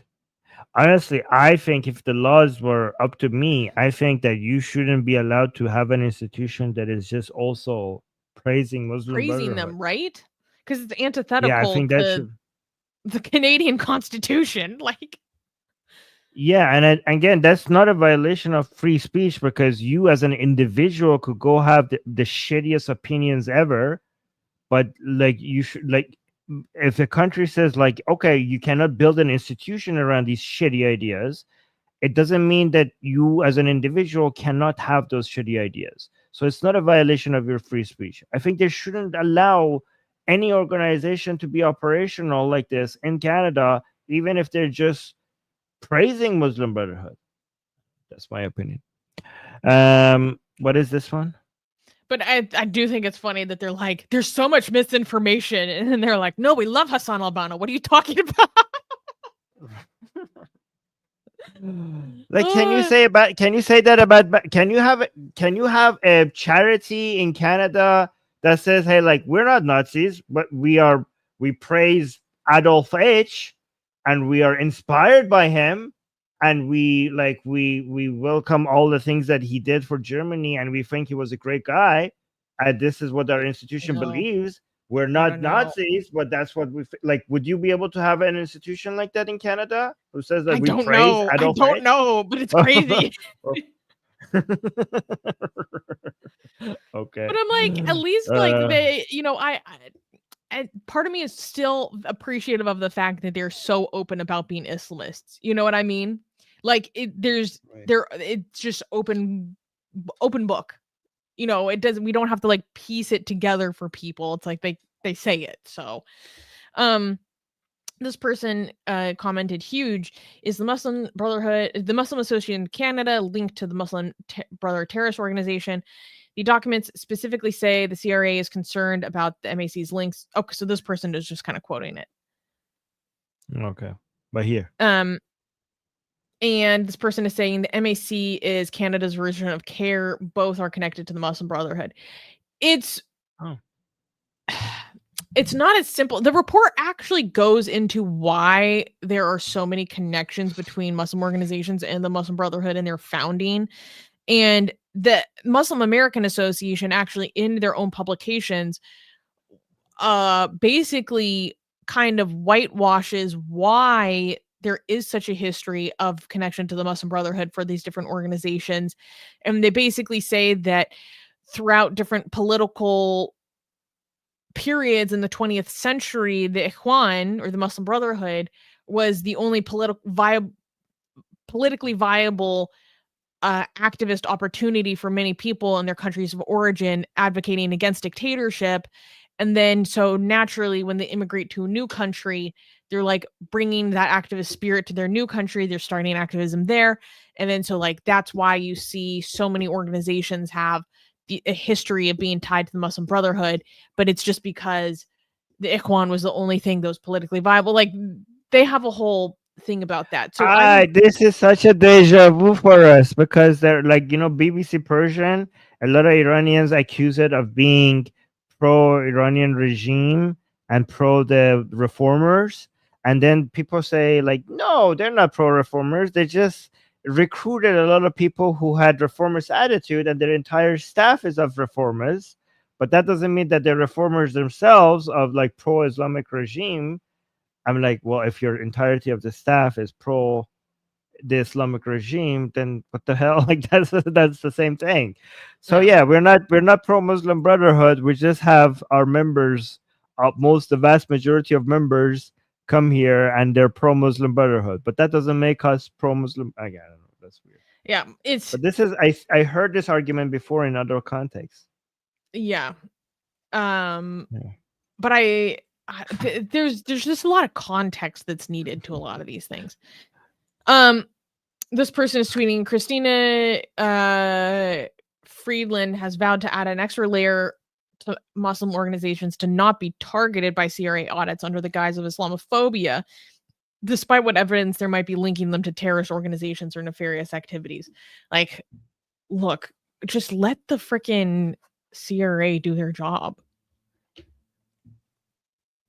I think because this report only covered like one element of the investigation. There were many other things, and to be fair, they were only being audited for a 3-year period between like 2012 to 2015 or something. And this is how much evidence they found just within that period. And there were many other things that they were investigating that this specific report didn't look into. So yeah, it's more complicated than just, they're being targeted for being Muslim. It's like, well, no, they had concerns about the amount of property that they had amassed as well. That can be a violation of charitable status in Canada, regardless of any ideological affiliation. So yeah. Anyways, we got one super chat from John. Thank you, John. Saying, sorry, I meant strong advocacy. What does strong mean? Strong advocacy, semantic fault. No problem. But is this like a new slang that I just don't know because I'm getting old? Okay, let's go to the next news. Yes, that looks interesting. Clappable? Well, I'm pissed. But and for this one, we're not gonna have time to play the video, but we've talked about this guy many times before, so. Okay. All right. So you're pissed? That means I shouldn't clap? I don't know. Well, let's clap. All right. Next news. Next news. Radical Imam praised Hezbollah and then met with U.S. Congress members. Basically, long story short, whenever I see Imam Muhammad Ali Alahi in the news, I am going to use it as an excuse to talk about Iranian soft power in the United States. Or I should say the soft power of the Islamic Republic, okay? So, despite his track record of glorifying Hezbollah and anti-Semitism, radical Shia Imam Muhammad Ali Alahi, who has a long history of ties to the Iranian regime, met with Democratic Congresswoman Debbie Dingell and Rashida Tlaib at his religious institution, the Islamic House of Wisdom in Dearborn, Michigan. Alahi previously served as the head of the Islamic Republic's Navy's political ideological office and has met with Iran's supreme leader Ayatollah Khamenei. He is widely viewed as a key mouthpiece for Tehran in the United States, with using his platform to amplify the regime's anti-Israel and anti-Semitic propaganda and promote its terror proxies, specifically Hezbollah. This man he's got a soft spot for Hezbollah. In a post following the meeting with Representative Debbie Dingell and Rashida Tlaib, Alahi claimed, quote, community members voiced their deep frustration over Israel's violations, demanded the congresswomen condemn Israeli actions in Lebanon. Alahi praised the funeral of Hezbollah leader Hassan Nasrallah as, quote, a day of victory for morality, truth, justice, and humanity, and has openly celebrated those who sacrificed in Lebanon and Yemen for the Iranian-backed cause. Despite these extreme positions, Alahi has repeatedly met with senior U.S. officials, including Bill Clinton, Kamala Harris, and John Kerry, exposing a troubling disconnect between America's stated opposition to terrorism and the political normalization of one of Iran's most vocal supporters in the United States. So I wanted to talk about this because I'm just always looking for an excuse to talk about what I have learned about soft power networks in the United States. And what people need to understand is that there are a few major nodes of the Islamic Republic soft power in the United States. And one of the most important nodes of influence is Dearborn, Michigan. Now you might say, oh, why is it Dearborn, Michigan? When we have mostly Iranians, the largest population of Iranians outside of Iran is in Southern California and Los Angeles. Why would it be Dearborn? Because they do not target Iranians, they target Shias. That's why. And there is a large Shia Lebanese population in Dearborn, and there is also a large Shia largely, I don't know if mostly, but largely Pakistani population in Texas, which is another one of their nodes of influence. And why do they not target Iranians, Susie? Well, because they freaking can't stand the regime. And also a huge amount of the Iranians that live in America are the specific religious minorities that fled persecution by the Islamic Republic. It's a lot of Iranian Jews, a lot of Baha'is, a boatload of Baha'is, a lot of Zoroastrians, a lot of people who fled political persecution. That's why, because they're all the dissidents. Right. And also because the Iranians in the U.S. are on average are some of the most anti-Islamic people on earth. So that's another reason. But yeah. Well, yeah, because they had their lives destroyed by Islamism. They're victims of Islamism. So basically, this Imam Muhammad Ali Alahi is an important piece of this puzzle because he runs the Islamic House of Wisdom in Dearborn, Michigan. And let me, in fact, pull up some information about him from this report. And what sucks is that he has a lot of political influence. So for example, wait, let me zoom in here. He has a high amount of access to senior officials in the Islamic Republic. We're like, I mean, Armin, I don't think it's questionable for someone to be like, how do you seem to have so much access to meet the current president of the Islamic Republic, Pezeshkian? Are you showing something? Or are you One just second. Okay? Can you? Yeah. And I have wait. This guy was meeting with Pezeshkian last year. Hold on. Remove this. Add yours. Yeah, put this. Whoop. Here we go. So, for example, we can see here Imam Ali Alahi with Javad Sharif. Very important person right here. If you've been watching Armin's recent streams about the Islamic Republic, you will have heard about Javad Zarif. This is Rouhani, right? Am I recognizing his face correctly? Looks like Rouhani. That's Rouhani. This looks like a Rouhani. Yeah, no, it is. It is Rouhani. So this is a former president of the Islamic Republic. And here, fourth man on the right, boom, boom, boom. He's trying to become the next supreme leader, by the way, Rouhani. Oh, this is Imam Ali Alahi with boom, boom, boom, Khomeini himself right here. In fact, in the 80s, he was put in charge of the ideological wing of the Navy after the Islamic Revolution. And there's a lot to unpack here. Mainly that he is part of a very important element of the Islamic Republic's vehicle of spreading Khomeiniist Shia Islam around the world, which is called the Ahl Bayt World Assembly, or the ABWA, the Ahl Bayt General Assembly.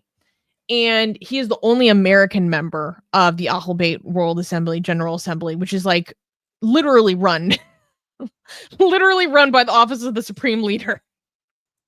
Wow. So, and these you can find all this information very publicly, but because Alahi is in charge of a very important, one of the most important religious assemblies for Shias in Dearborn, Michigan, he gets a lot of political access and a lot of political credibility. Mm-hmm. This is the problem. And this can manifest in several ways. Like he was doing this vaccination drive with Kamala Harris, and he's been Is that pictured recent? This was no, that's old. But did he recently met with Kamala Harris again after well, the I election? mean, when she was vice president, not that long ago. This was during COVID. Okay. But the most recent thing, actually, I should pull it up. The most recent Yeah. thing is that he was meeting with Representatives Debbie Dingell and Rashida Tlaib. So that's why this is back on the news, because the Kamala Harris one is old, but the recent thing that happened is he's meeting with these progressives. Yeah. Wait. Here we go. So here he is with Representative Debbie Dingell, being very, very good and, wearing her hijab. Here he is with Rashida Tlaib and Representative Debbie Dingell at the Islamic House of Wisdom in Michigan, meeting with them. And he was saying that he was like, basically, if you read some of the comments in full and in their social media posts, they're like accusing Israel of doing ethnic cleansing in Lebanon and all this stuff. And this is a huge problem for many reasons, mostly because this guy's ties to the Islamic Republic and to explicit Khomeiniism is not new. This is very public. This is very known. Even if he didn't have those ties, this is a man who is known for a lot of anti-Semitic rhetoric. He has had lots of controversy because of his anti-Semitic rhetoric and because of his open praise and long history, long track record of praising Hezbollah and being a defender of Hezbollah. We're like not talking about, he uses some coded language about like the defense of Gaza or whatever. I'm talking like he's explicitly praising Hassan Nasrallah himself. Like you cannot construe it any other way. Part of the reason why I wanted to bring this up is because I think it's important for people to be informed about this influence that is happening on our federal congressional representatives. And if you're concerned about this, like if you're living in Dearborn, Michigan, I would encourage people to write polite, emphasis on polite, thoughtful, and informed emails stressing their concerns in distress over their representatives going to these meetings with this man, and include citations from the reports about his history of comments and his associations. Like as crazy as it might sound, I swear to God, most federal representatives do not know about the influence of the Islamic Republic in their own party. And I can say that from experience. When I talk to, because I have experience of doing local political advocacy with my local Iranian population, and I talk to politicians about why Iranians have a long history of distrusting the Democratic Party and why, they are totally shocked. They've never heard of it. And when I talk about instances of clear influence, they've never heard of it. And these are people working at high senior federal levels. They literally don't know. And so what I like to do is write polite, thoughtful emails informing them and just with the aim to educate them. Not going bad faith, because like I said, oftentimes they like legitimately did not know. They've never heard that before. And so it's just a matter of, a lot of journalists are like this too. A lot of journalists are too busy to know all these details and they don't know. So just like you write and educate them and explain to them, and oftentimes they're very grateful. So yes, I just want to remind people that these are American politicians at the highest level having friendly meetings and giving credibility and support to the enemies of United States. Like, this is not an exaggeration. This man is an agent of the enemies of your country. well, no, we can't say that. I can. No, I can. I could. No, this is. What? We can say that he has ties and he has associations. I mean, should I play his videos so that we can see that this man is complete? Like, if you ask this man if he supports Khomeinism, he would absolutely say he supports Hezbollah. He supports the Velayat Faqih. He supports Velayat Faqih and Hezbollah. That means he's the enemy of the United States. No, I agree, but accusing someone of being an agent is a different level of allegation. He spreads their propaganda. He supports them. He expresses their ideology. How's like what do you need to do? He furthers their interests. What is the definition of he does their bidding in United States? So what is an agent then? I'm not gonna use that specific word. Okay. He's an asset. Darko is saying he's an asset. How about that? Okay. If there's a legal term for this, I don't know. But anyways, these people, these politicians in America are basically are showing respect and support and giving credibility to somebody who I think represents and supports and is the enemy of this country. You Americans, you have elected politicians who are supporting your enemies. So I don't know what's happening there, but fix it. This man supports Hezbollah, which is a terrorist organization. It's designated by your country as a terrorist organization. And the man who's supporting this terrorist group, these politicians go meet with, like, I don't understand. How are you allowing this to happen in your country? Fix your country. Anyways. No. I mean, I'm just being very specific because, like, violations of the Foreign Agent Registration Act is, like, very specific, and there are very specific criteria for that. And based on my research into his ties and stuff, I don't think we can make that claim. Okay. Because that is a very specific claim to make. He supports terrorists. Yeah, okay? Easily. He supports people who killed Americans. Yeah. Anyways, should we is he useful to them? 100% he's useful to them. I would easily. Does he have a long history of relationships with them? 100%. You know, this is a very specific Tulsi Gabbard. Claim. Tulsi Gabbard, why Tulsi Gabbard? Tulsi Gabbard supported Assad. She is part of the problem.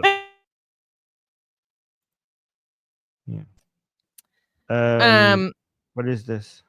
So let's go through the comments, and then we do have 2 more news to do in the last half hour. But okay. So this person, so Debbie Dingle was like making these statements on the floor, like defending Rashida Tlaib, who, you know, was constantly getting in trouble with her congressional colleagues for her bullshit. And so this person replied and being like, her voice matters because who else will the terrorists turn to when they need defending? That's good. That's a good one. Okay. This person is saying like, oh yeah, so this person is talking about some of the other details of Imam Ali Alahi, and he does have connections to this illegal, like this. Look, has he received funding from the Islamic Republic? Like, yeah, basically, probably through the Alavi Foundation. I haven't ever talked about the Alavi Foundation on this channel. There's so much. It's so complicated. It's complicated, but there is sketchy stuff going on. And yeah, he was meeting with Harris because Why again, is most Harris of look? these Why does Democrats Kamala don't Harris? know who they're meeting with. They literally don't know who they're meeting with. And so, like, honestly, this picture makes it look. This picture makes it look like she does know who she's meeting with, and she's very happy about it. She no, looks it's very easy. enthusiastic. This is Democrats wanting to be like, look how open we Oh, are. Muslim. We need to Oh my like God, you look like a Imam Muslim. Alahi like Let me. he gave a prayer for the invocation of the governor becoming Governor Whitmer, like becoming governor, that ceremony. So they want like a Muslim to trot out and give a prayer to bless everything, to be like, look how inclusive we are, blah blah blah blah blah. Oh, who should we get? Let's get the one of the most important guys around. But they have no idea who these people are. They just want to look like, oh look, here's a Muslim dude. He wears all the right clothing, so we can show that we like Muslims. Because we want the vote. So it's politically cynical. I mean, let's be honest here. Right. Anyways, we should move on to the next news because we're gonna run out of time. Do we have any super chats? We did get a super chat. Okay. So John gave a super chat saying, thank you, John. First of all, appreciate y'all's work on the Iranian diaspora politics. Why do Rouhaniists have so much media loudness and prominence, whereas we never hear from everyone else? By Rouhaniists, do you mean like kind of the reformists? So Rouhani could mean two different things. Rouhani could mean like the mullahs, because Rouhani has a meaning. But if you're talking about the ex-president Rouhani and the people around him, the reformers, like it seems like if you mean that, it means that you've been paying attention to Iranian news a lot, because Rouhani just recently has become very loud. Mm-hmm. So it's not just all of the reformers. Yeah. Or reformers, yeah. But among the reformers, Rouhani himself, in the past couple of weeks, he has become very outspoken, and he's been dropping hints against the supreme leader and blaming all the shit that is happening on the supreme leader. And some people suggest that he's basically trying to take a position to make himself the supreme leader. But let me see what your question is. Have so much really media quickly, loudness, because we do have to go fast. Like, why do really we quickly? Because the regime is allowing the reformers to come forward right now, because they're necessary right now for survival. That's the short present answer. A pretty face, right? Because yes, they need them to be there for the Iranian regime to look nicer to survive. There's so many threats from within, from outside, and whenever that happens, the reformers are taken out of the closet and put in front of. Just look at the media coverage when Pezeshkian became president, and you'll immediately understand why it's politically useful for them. There were media, like The Guardian was calling Pezeshkian a liberal. I'm like, you're out of your fucking mind. Do you know how many times I had to explain this to you? Like, it's embarrassing. But that exact misinformation is why it's useful. So let's go to the next news. Yeah. Clappable. Sorry, you're what? Changing headphones. Clappable. Sure. We're gonna roast some people. Why not? Clap. All right. Next news. Why did the UK faith minister kiss an Islamist's hand? Okay.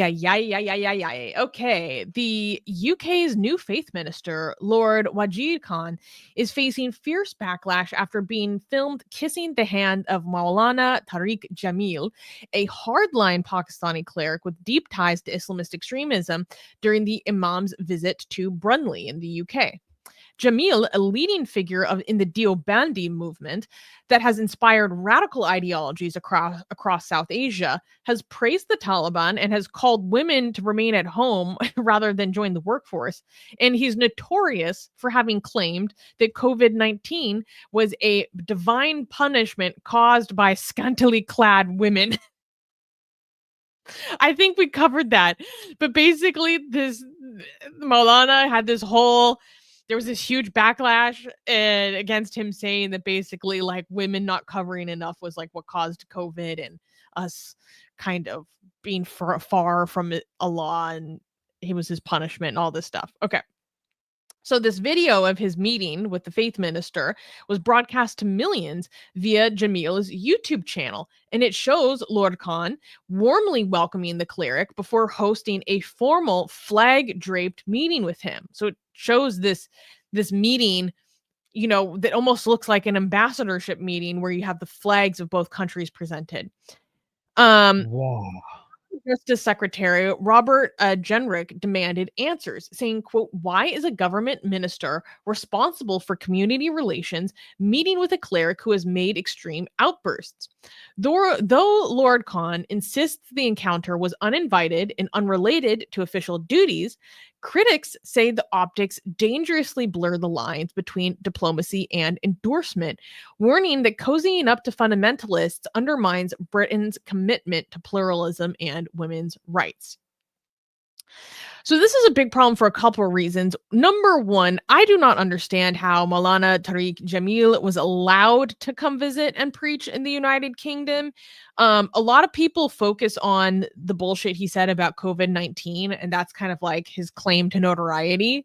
I think the bigger problem is the ties to the Deobandi extremism, how he kind of like refuses to condemn the Taliban, like statements about like suicide bombings, and mostly the connections to Tablighi the Jamaat. I have big problems with Tablighi Jamaat as a major part of the pipeline to radical violent extremism. Like, I swear to God, if you throw a stick at a jihadi who committed an act of violence, like, you're likely to hit someone that went to a Tablighi Jamaat like retreat. The Tablighi Jamaat is like notorious for doing these retreats for men where they are very isolated for a period of 2 weeks, and they're doing intensely Islamic stuff for 2 weeks. And that just very conveniently aligns. Look, me being in knowing a bit about indoctrination and thought reform, many things about how Tablighi Jamaat operates kind of aligns exactly with the perfect way to indoctrinate someone and do thought reform. So they come out way more intense than they used to. And the amount of people that are constantly doing extremist terrorist attacks that once had a connection to Tablighi Jamaat is quite extreme, quite common. So anyways, this guy, he's a part of this whole system. He's a part of this Deobandi Islamist movement in South Asia. And here he is in the UK on a speaking tour. And not only that, the faith minister, who is partially responsible for community relations within his purview of his job, is over here in video welcoming into his home and kissing his ring. I have a big problem with the kissing of the ring because, look, that's traditionally understood as showing fealty to that person. You know, like it's kissing the ring. I mean, that's literally the way that it's literally a phrase that we use to say that you're submitting to that person. Like, oh, he had to go and kiss the ring. You know, like whether it's like the mafia or something, you have to go kiss the ring of the mafioso or the king, right? It's about showing the person has authority over you, right? So it just seems like so inappropriate. This faith minister, Lord Wajid Khan, defended himself in saying, look, one of my parents died recently, and I've had kind of an open door policy with the community. The people can come give me their bereavements and show their condolences when I'm in this period of grieving. And so he was just here to kind of do that. But then people are like, okay, well, if that's the case, then why are you seated in the same way that people sit down for like a diplomatic meeting with the country's flags being presented? It just seemed really, really inappropriate. Susie, can you clarify? This is so many levels of what the fuck that I can see why some people are saying that UK is lost. I mean, I don't like that narrative, but what the fuck? First of all, before we even talk about this extremist, the faith minister of UK is Muslim. First of all, we have a faith minister that used to be what the fuck already, and now we have the faith minister of mostly Christian country, Well, no, a the UK is Muslim. minority Christian. UK has been minority Christian for a couple of years now. What's the majority? There's no majority. Yeah, I But mean, the they highest were. religion. No, the Sorry, go ahead. highest religion is Christianity, not majority Christian. The highest religion is Christianity. I actually don't think that's true anymore. I think it might be non-religious and atheists, or just No. non-practicing. Religion. That's not a religion. Uh-huh. The But highest religion. demographically, the Christians are a minority. Sorry, continue. Yeah, but that's okay. So can we get back to my point, because I'm trying to make a point here. The fact, first of all, let me tell you, these used to be things that we are upset about, and now we have gone to such higher levels that it doesn't seem that important anymore. Because we used to complain about having a faith minister as a whole in any country because it violates secularism. But now, not only we have a faith minister, we have a faith minister that is a Muslim, that apparently his Islamic values influences how he does his job. Like, it's not like, oh, I'm a Muslim, but don't worry, that's not going to influence my decisions. Well, clearly it does. Okay, based on the picture that is being shown here. So what the fuck on that part? Second of all, this is a guy that we should be surprised that he was even allowed into the country. Like, I used to think that Western countries are so hard to get a visa approved to just go visit as a fucking tourist. Now you have this nut job. This guy is a extremist. This is an extremist compared, like other extremists would consider this guy to be an extremist.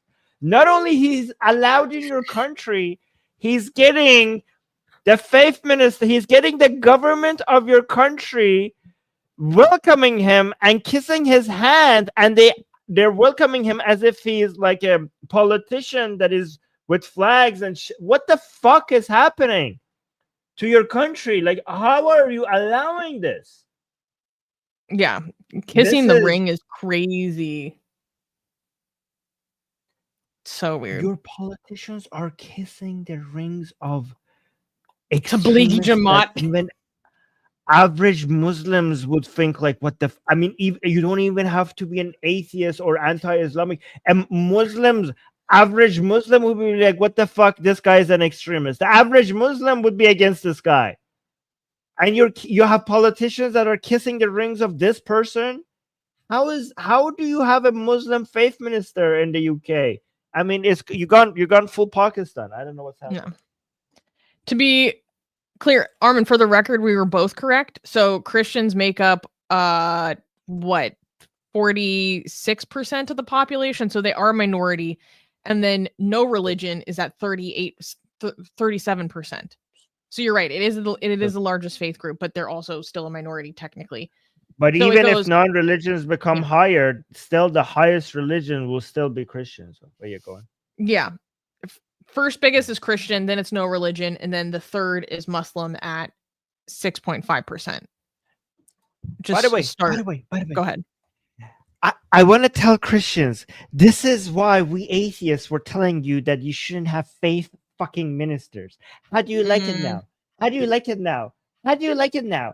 Like, this is why secularists wanted to keep religion out of politics. Now that it's how do you like it now that it's not the religion that you like, huh? Are you guys going to become secularists like the rest of us, huh? Anyways. Yeah. Not likely. Yeah, and like people, I like these comments from our UK friends. Okay. Shami saying, wait, Tariq Jamil was allowed to come to the UK? Yes, he was. Not Shami here, being from the UK Pakistani community, is like, wait, what the fuck? I know what. Yeah, he's a complete nut job in multiple areas. I would consider him a full-blown extremist. The fact that he is so big is an indictment to my ethnicity. Well, shit. Okay, your words, not mine.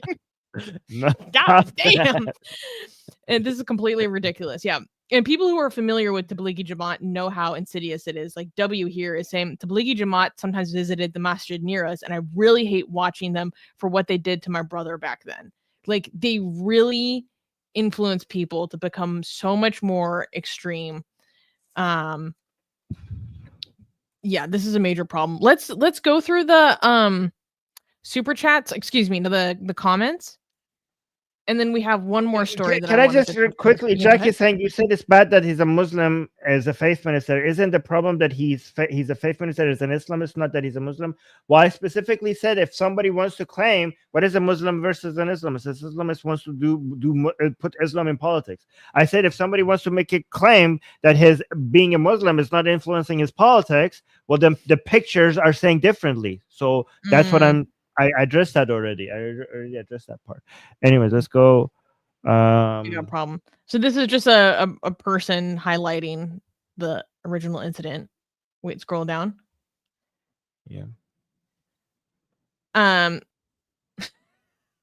This person reacting. World's failing me. At least polite words. Right. Yeah, and then so this person is replying to a Hindu organization that does seemingly advocacy in the UK. And then this person is like tagging a bunch of people in the government, including from the Home Office, saying, why was this hate preacher even allowed entry into the UK? I think this is a major question. How was he even allowed in? Right. Let's be freaking honest. I mean, they would ban Tommy Robinson from entering the country if they could. And they allowed this guy. Fucking hell. You're right. That's actually a very good comparison. God damn it, man. Anyways, we need to do the next story like fast. Like yes. We should go like boom, boom, boom. Yeah. Luckily, all right. Yeah. Okay. All right, clap up. Next news. Next news. In a chilling. Whoa, what happened to half of my thing? Whoa, what's happening? Sorry. Okay, next news. In a chilling escalation of Iran's global terror campaign, Azerbaijani and Western security officials have revealed that the Iranian regime offered a Georgian drug trafficker $200,000 to assassinate Rabbi Shinor Segal, a prominent Jewish leader in Baku. The plot, part of a broader trend of Tehran outsourcing political assassinations to criminal networks, was masterminded by the IRGC's notorious Quds Force and included plans to attack a Jewish educational center.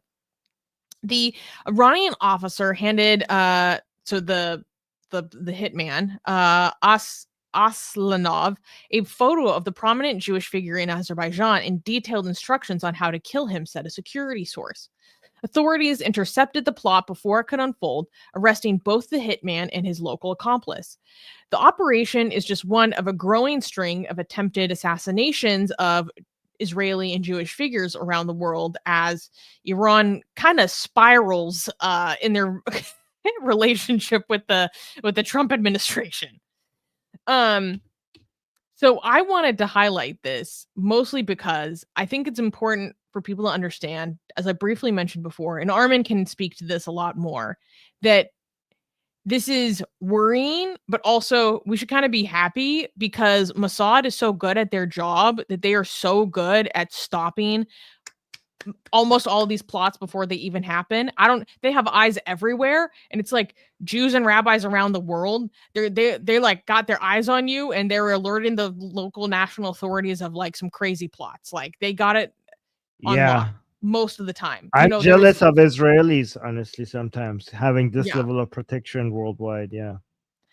And so basically, like this is another example of that. And while this is obviously like very worrying, and Israel has to put out all these notices to their nationals of like, especially during Passover, by the way, happy Passover, everyone, that look like there could be increased attacks during this time. You have to be careful. Don't go to this country. Be aware, blah, blah, blah. Like this is actually a sign, I believe, Armin could correct me. I think this is actually a sign of how weak the Islamic Republic really is. On multiple levels. Right. One, that this is the tactic that they're resorting to at all. They can't do anything against Israel. So the next best thing that they can do is just go like terrorize random Jewish civilians around the world. But then also because their operational security in this foreign theater is so poor that they're not able to go do this themselves. They have to outsource their assassinations to random Russian criminal gangs that suck at their job. Right. Like what happened with Masih. So, Armin, I mean, do you want to expand on that anymore? No, but I'm just actually very like, it's amazing that at this time the regime is still doing this, because they are under so much pressure, both from the Iranian people, from Israel and United States, and from their own religious supporters that are turning on them. And in the middle of all of this shit, like in the middle of all the storm that they're in, actually maybe that's why they're doing it. No, it makes sense why they're doing it, because their support. Okay, so the main like the Iranian regime faces three threats. One, the liberal, secular-minded Iranian people who want to topple the government. Second one is the external threat from United States and Israel. But the third one, which is the greatest threat of all, is their own fans and supporters turning against them because of for three reasons. One, why are you not enforcing hijab laws? Isn't this an Islamic country? Two, why are you not responding to Israel militarily after they attacked us more aggressively? Why are you not saving Palestine? Why are you not doing more for the Palestinian people? And three, why are you negotiating with the United States? Why are you negotiating with Trump, who is the murderer of Qasem Soleimani? These are what, and that's why the regime is really, really afraid of losing its base support.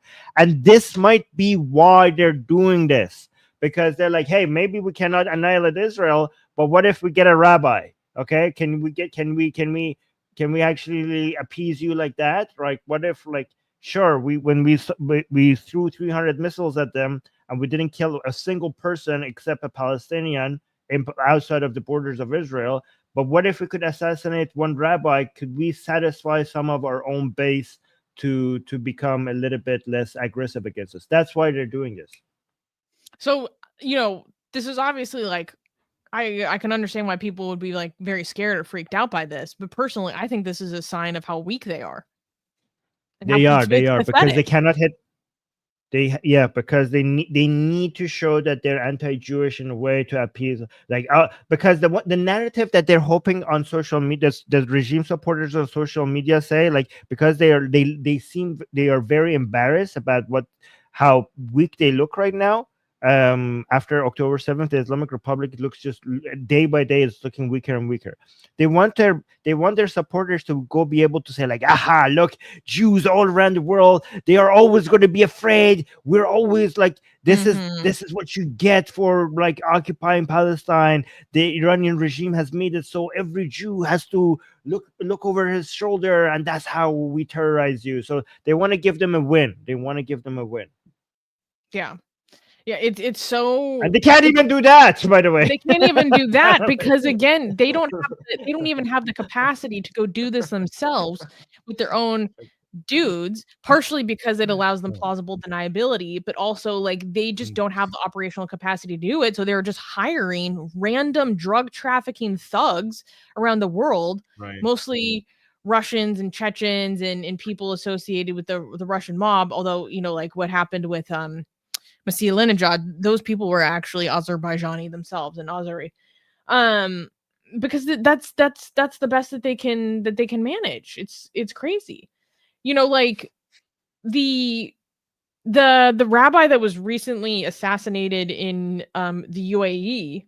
That story was huge. He was Israeli Moldovan young guy, 28 years old. And he was kidnapped and assassinated in the UAE. And let me tell you, those Emiratis were not fucking around when they went after the guys that did that. They're like, I don't know where you think you're doing this, okay? But no, we have an iron fist and we're not fucking around. Like the Emiratis I follow on Twitter, we're not fucking around. They're like, there's gonna be hell to pay, and we're not playing. We're not pretending we live in a liberal democracy here, and you're gonna feel that. Okay, like, we have to be careful. But that whole that assassination that happened in the Emirates, we don't know this yet, but there are certain elements of how that assassination happened that felt similar to how Iran does their assassination attempts, where it was a couple of foreign nationals involved in a criminal gang. I can't remember if they were Uzbek or Tajik. My brain is telling me they're Uzbek. I can't quite remember. And they were kind of doing this operation. I don't know. There were and then the Iranian regime denied any involvement in it. They said, no, we didn't do it. How dare you? Blah, blah, blah. We would never. We don't know it as a fact, but I'm saying that specific example, based on what I understand, could fit within the pattern of what the Islamic Republic does. The good news is, though, is that although we have seen a large spike in this kind of activity from the Islamic Republic, especially after October 7th, is that the vast, vast, vast majority of them have all been foiled. They've all failed because of Western security alliances, like tipping off local governments because they have, their sources, or Mossad getting involved in tipping off people or helping like evacuate people. Like, the vast, vast, vast majority of all these bullshit assassination, transnational repression attempts failed because they just suck at their job. And they're pathetic. So they're pathetic.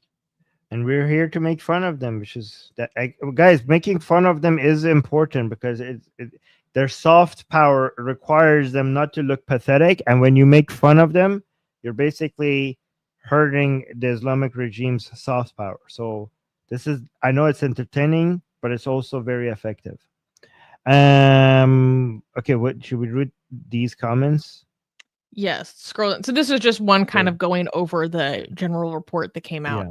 And this is another. Wait, scroll down a little bit so I can see the reaction. And this person is saying that's where Iran spends its money instead of improving the welfare of its people. True, they prefer to export their terror and be one of the largest exporters of Holocaust denialism and anti-Semitism in the world, rather than have their people have a good life, because they are not fighting for Iran, they're fighting for Islam. So, yeah, and also this is not an exaggeration. If you actually look at their budget, if you go look at the numbers, they have spent, and I mean, this doesn't take that much money, but if you look at how much the regime has spent on exporting terror all around the world, it could have made the Iranian people's lives so much better if it had invested that on its people instead. But so this is just the news, but let's go read the comment. What the lies? Of course, it's all lies. Never believe it. Jews. Yeah. So lame. Let's always blame the Jews. Yeah. The Jews are never the victim. They're always the oppressor. Okay. So insane. Well, anyways, happy Passover, everyone. Just FYI, I forgot to say that at the top of the show. I've been trying to find a Passover event I can go to. And I don't know, I just might show up at a random Hillel and be like, hey guys. Okay.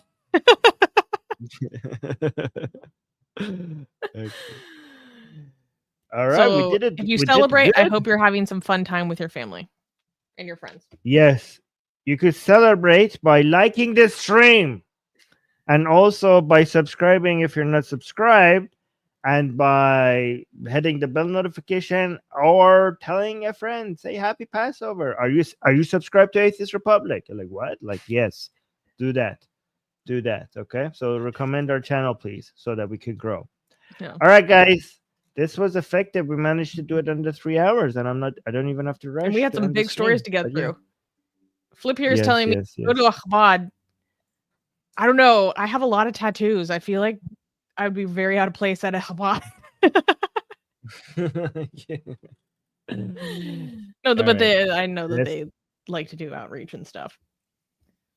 We could do it. We could do an entire stream talking about Susie's tattoos. I got a lot.